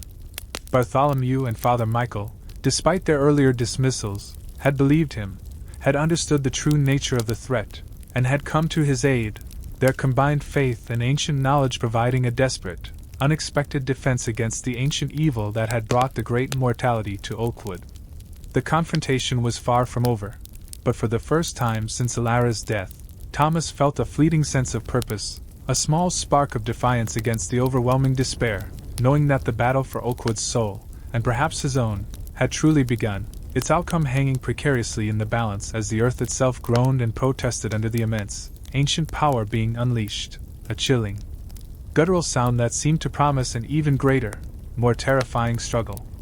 Ahead, a struggle that would determine the very fate of everything they held dear in their besieged village, making him wonder if their combined efforts, however brave, would be enough to truly turn back the terrifying tide of this ancient, relentless darkness that now threatened to consume their world entirely, leaving nothing but dust and forgotten whispers in its wake.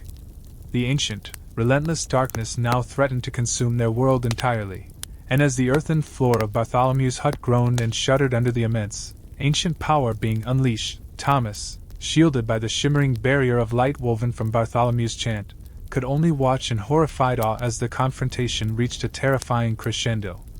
The air thick with the metallic tang of old blood and the acrid smell of ozone from Father Michael's glowing cross, a powerful, purifying light that seemed to tear at the very fabric of the hooded figure's dark form, forcing it to writhe and hiss with renewed, unadulterated fury, its skeletal visage beneath the cowl flickering into clearer view, those two pinpricks of reddish light in its eye sockets burning with an intense, ancient hatred that seemed to scorch Thomas's very soul, promising unimaginable pain and suffering if its grasp ever reached him. The growling from beneath the splintering floorboards reached a deafening roar, a primal scream of awakened power and insatiable hunger that shook the entire hut violently, sending dust and straw raining down from the ceiling, and outside, in the depths of the forest, a chorus of owls began to hoot, not with their usual mournful calls, but with a harsh, rhythmic urgency. A sound that seemed to be echoing the sinister pulse of the entity beneath the hut, a horrifying symphony of malevolence that surrounded them, making the fragile walls of the hut feel utterly inadequate against the colossal forces at play. Father Michael, his face a mask of grim determination, pushed the glowing cross further forward, his knuckles white, his every muscle strained, his voice thundering. "By the light, I command thee! Return to the void from whence you came! Your pact with this land is broken! Your claim on this child, null and void!" His words resonating with a spiritual power that felt as ancient and potent as the evil they faced, each syllable a hammer blow against the darkness. Bartholomew, his frail body trembling with the effort, continued his low, guttural chant, his voice growing hoarse but unwavering, his eyes fixed on the swirling symbol on the ancient scroll, which now pulsed with a brighter, more urgent light, and from it, the shimmering lines of protective energy around Thomas intensified, hardening into an almost visible barrier, a cage of pure magic that held him safe, yet also captive. In the heart of this supernatural battle, the hooded figure, pushed back by the combined force of faith and ancient ritual, let out another ear-splitting shriek, a sound that seemed to tear at the very air, and its dark cloak, no longer able to fully conceal its true form, seemed to melt away partially, revealing beneath it not just the skull, but fragments of desiccated flesh clinging to ancient bone, a horrifying, skeletal form that was both ancient and perpetually hungry. Its existence a grotesque mockery of life, its very presence, radiating an unimaginable coldness that threatened to extinguish any warmth, any hope, any spark of life within the small, trembling hut. "Foolish mortals!" the dry, rustling voice hissed, now emanating directly from the skeletal maw, each word a venomous dart aimed at their courage. "You cannot sever what has always been! The ancient blood flows, the earth remembers its promise. And the vessel will be mine!" The entity's words confirmed Thomas's deepest fears. His ancient blood was not just a connection, but a core element of this ancient pact, a lineage that somehow tied him directly to this malevolent power, making him the ultimate prize, the final offering needed to complete its horrifying awakening.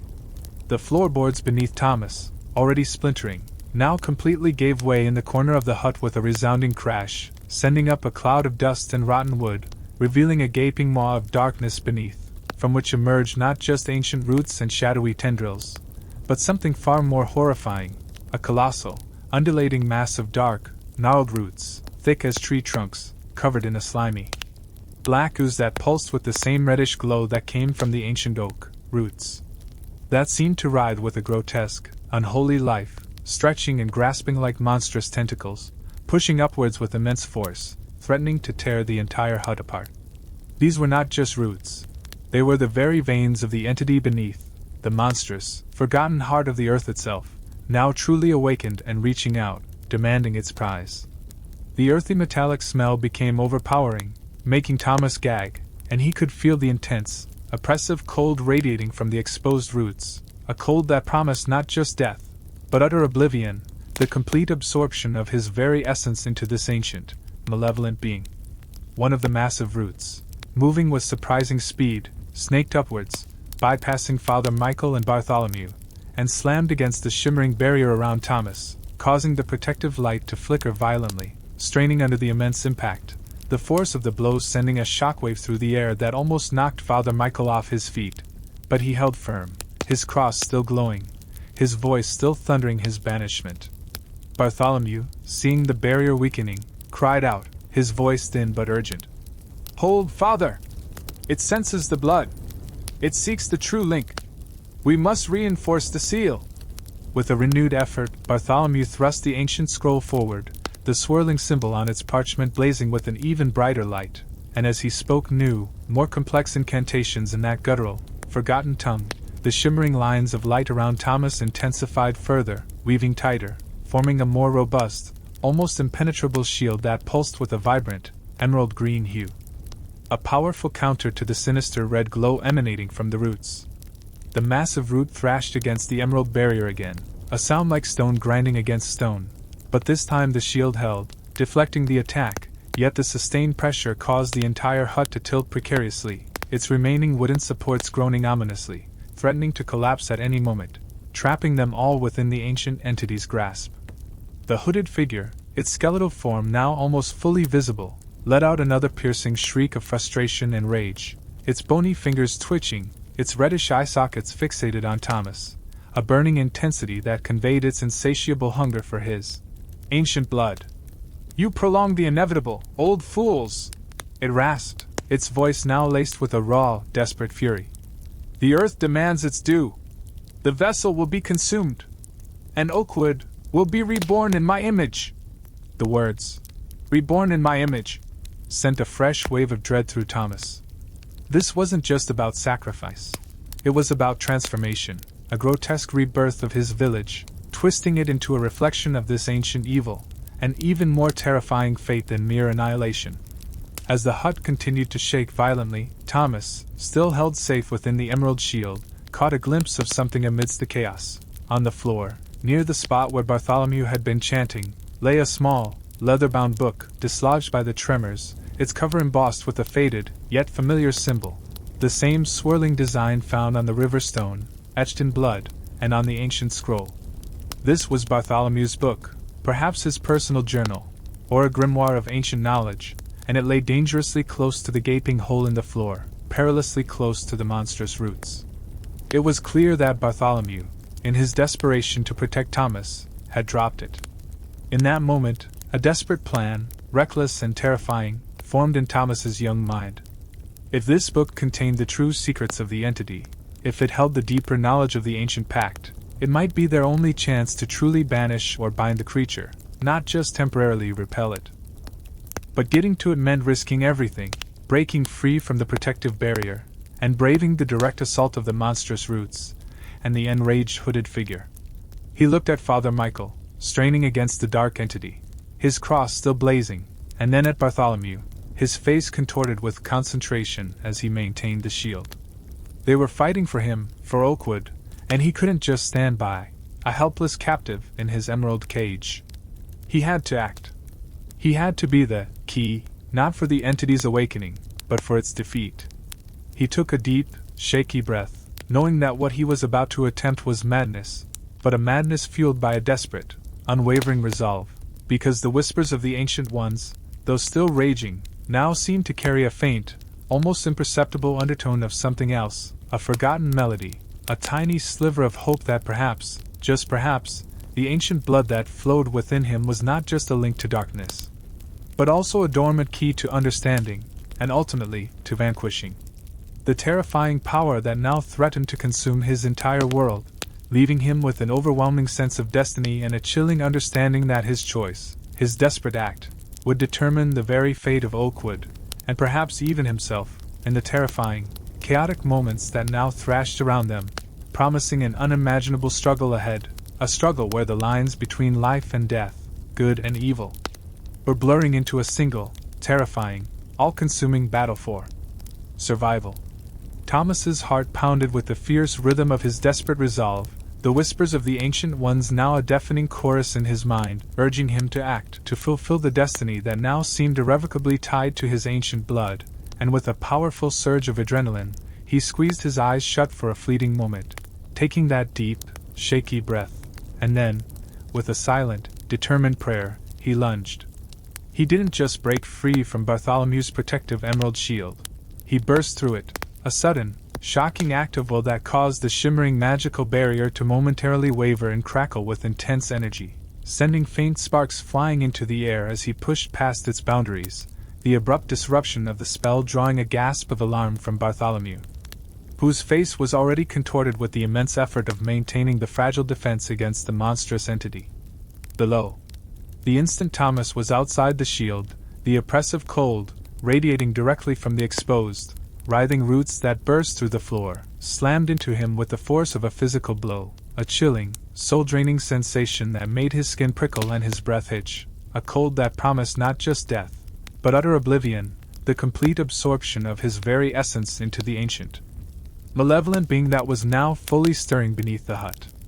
The earthy metallic smell became almost unbearable, thick and suffocating, making him gag, and the low, guttural growl from beneath the floorboards intensified, shifting into a hungry, guttural roar that seemed to vibrate through his very bones, a sound of immense, ancient power and insatiable craving, for it had sensed the ancient blood, now unprotected, vulnerable, and dangerously close. The hut, already on the verge of collapse, shuddered violently, dust and debris raining down as the enormous, slimy roots, thick as tree trunks and pulsing with that sickly reddish glow, thrashed upwards with renewed ferocity, no longer needing to bypass the shield, but directly lunging for Thomas, their grotesque, grasping forms shooting towards him like monstrous tentacles, eager to ensnare their prize, the vessel of ancient blood they so desperately craved. The hooded figure, its skeletal form now almost fully visible in the chaotic, flickering light, let out another piercing shriek, not of frustration this time, but of triumph and malevolent glee, its bony fingers twitching with anticipation, its reddish eye sockets burning with a horrifying intensity as it watched Thomas, its gaze a physical weight pinning him in place, threatening to freeze him in terror once more. But Thomas, driven by a desperate, unwavering resolve, ignored the paralyzing fear, his eyes fixed on the small, leather-bound book lying perilously close to the gaping maw in the floor, tantalizingly within reach, yet dangerously close to the writhing roots. He was no longer just a terrified child. He was a key, a desperate warrior, fighting not just for his own life, but for the very soul of Oakwood. He ducked and weaved, his small body surprisingly agile, avoiding a massive root that slammed into the floor where he had been standing moments before, sending splinters of wood flying.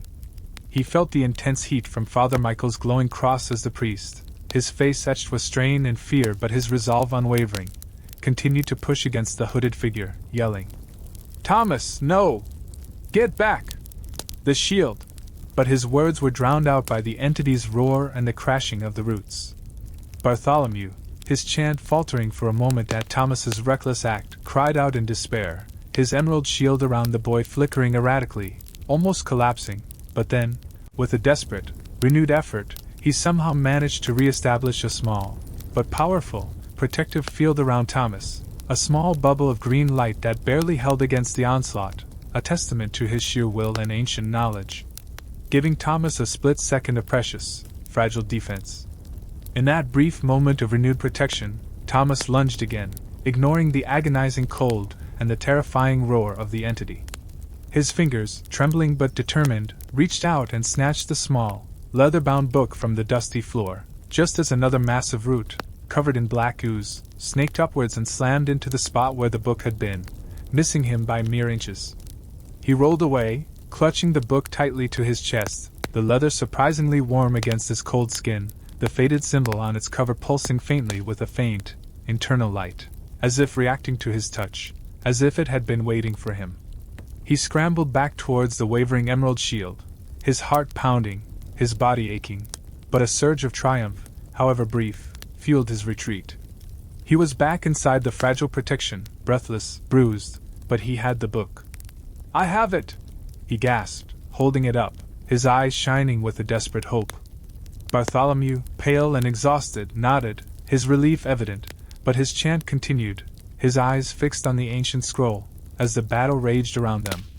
Father Michael, seeing Thomas safe, redoubled his efforts, his glowing cross blazing brighter, pushing the hooded figure back further, allowing them a precious few moments.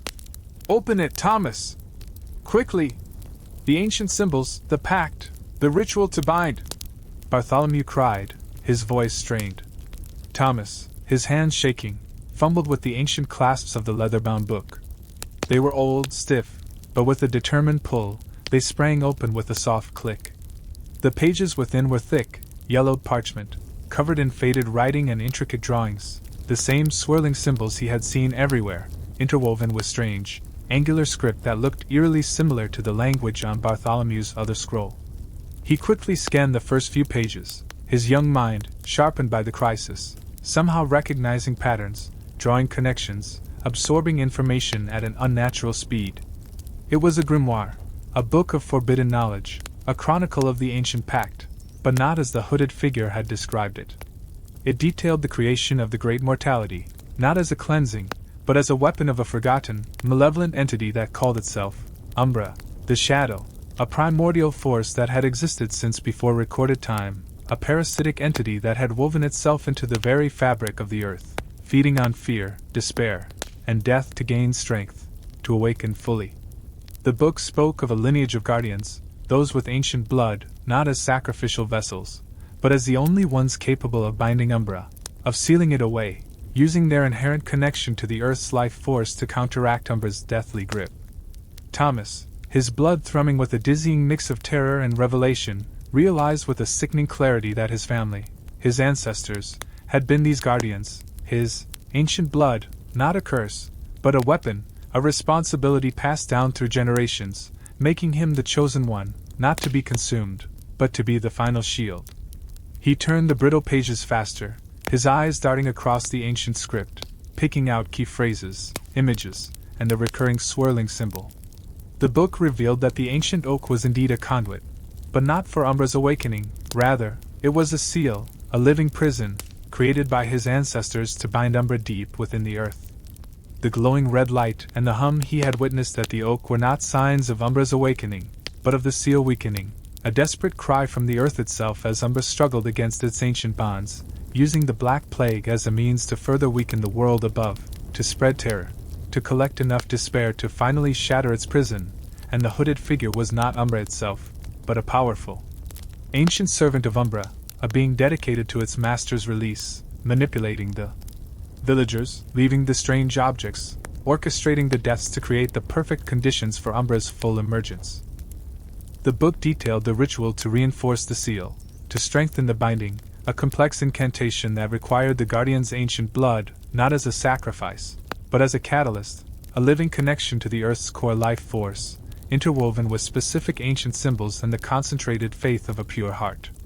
His eyes fell upon a particular drawing, the same swirling symbol, but beneath it, a detailed illustration of a hand pressing down on the symbol, a thin line of blood flowing from the palm, intermingling with the etched lines, creating a powerful, protective flow of energy.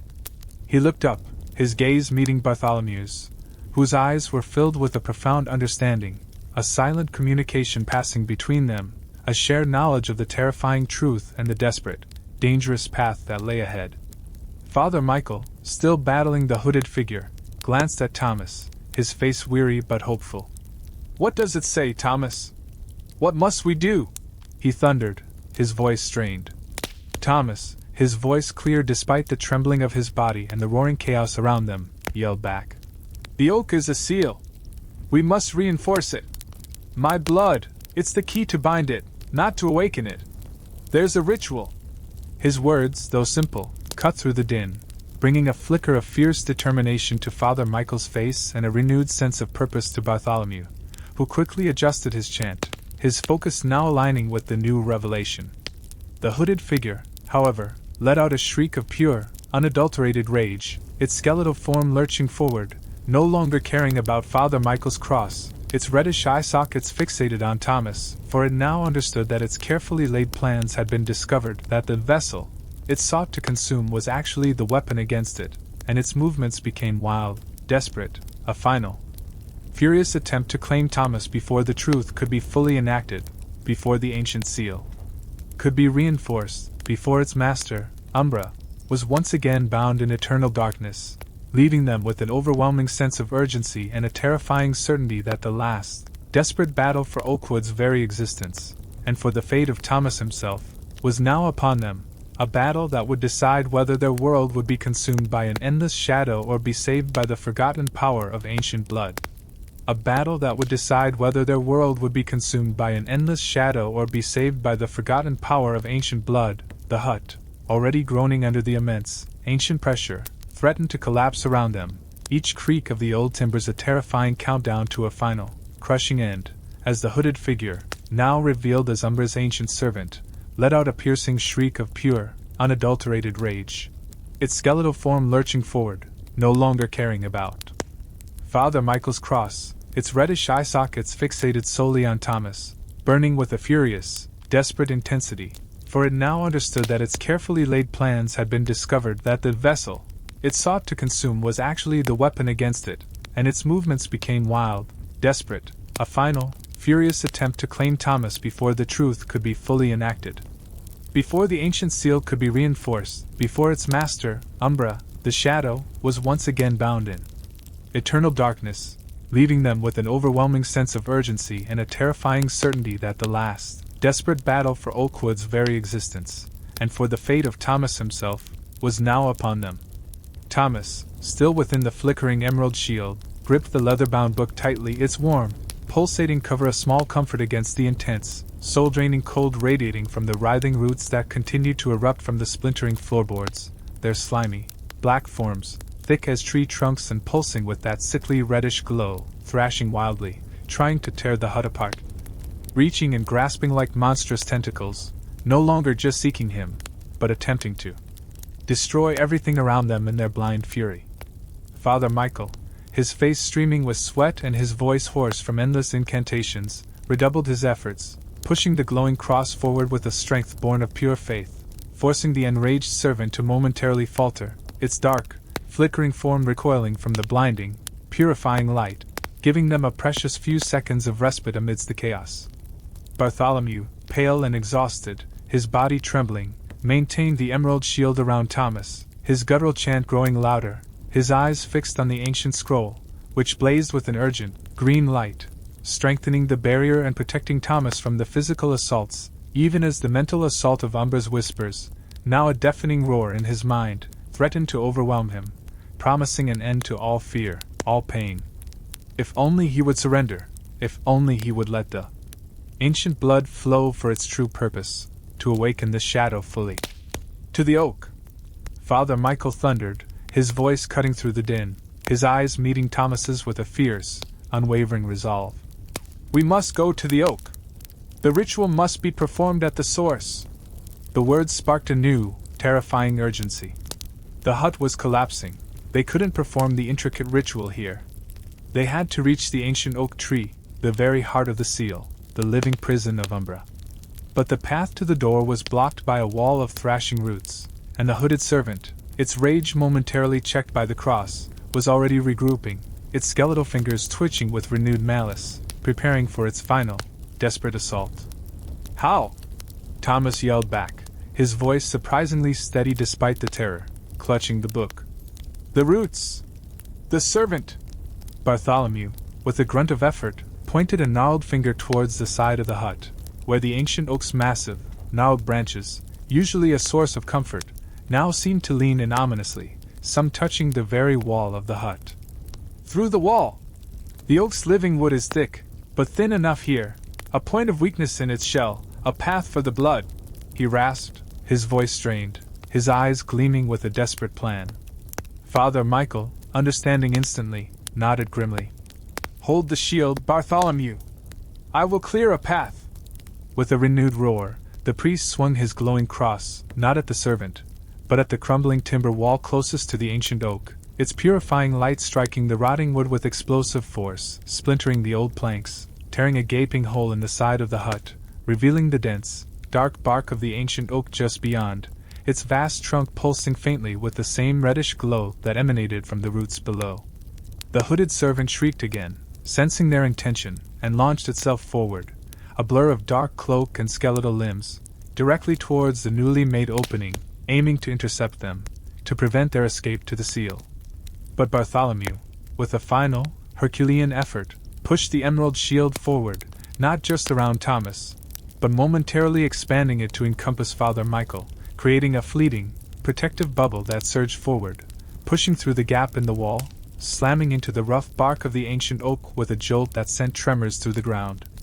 The hooded servant, caught off guard by the sudden, desperate lunge, was momentarily thrown back by the expanding shield, its dark form flickering and hissing in the purifying light, giving them a crucial head start. Thomas, still within the emerald shield, felt the rough texture of the oak bark against the magical barrier, the cold, ancient wood radiating a strange mix of life and immense, dormant power, and the hum, the heartbeat of the earth, resonated deeply, not from beneath his feet as in the hut, but from within the very heart of the tree, a powerful, rhythmic pulse that seemed to call to his ancient blood, urging him to complete the ritual. As they emerged from the collapsing hut and pressed themselves against the colossal trunk of the oak, the full, horrifying scale of Umbra's power became even clearer. The entire village green was now bathed in that sickly, pulsating red glow emanating from the oak's roots, which were visibly pushing up through the frozen ground, cracking the earth, their slimy, black forms twitching and writhing like a nest of monstrous serpents, extending towards the nearby cottages, their tendrils visibly reaching, threatening to engulf the entire village in their grotesque embrace. The chill emanating from the tree intensified, a cold that was not of winter, but of pure, ancient malice, a cold that seeped into Thomas's bones, promising oblivion. "The symbol!" Bartholomew gasped, his voice barely a whisper, pointing a trembling finger at the ancient oak. "On the bark! The true sigil! Your blood, Thomas, now!" Thomas looked up, his gaze following Bartholomew's finger. There, etched deep into the ancient, gnarled bark of the oak, barely visible beneath centuries of growth and moss, was a colossal version of the swirling symbol from the book, the River Stone, and Bartholomew's scroll. It was faded, almost forgotten, yet undeniably present, pulsing faintly with a dim, inner light, responding to the urgency of their presence.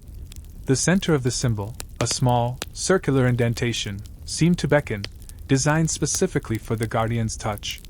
Thomas, without hesitation, quickly opened the ancient book, flipping to the page with the detailed illustration of the hand pressing down on the symbol, a thin line of blood flowing from the palm. He knew what he had to do. With trembling hands, he pulled out a small, sharp shard of flint he always carried, a tool for starting fires, and without a second thought, he pressed its razor-sharp edge against the palm of his left hand, a quick, clean cut that drew a thin line of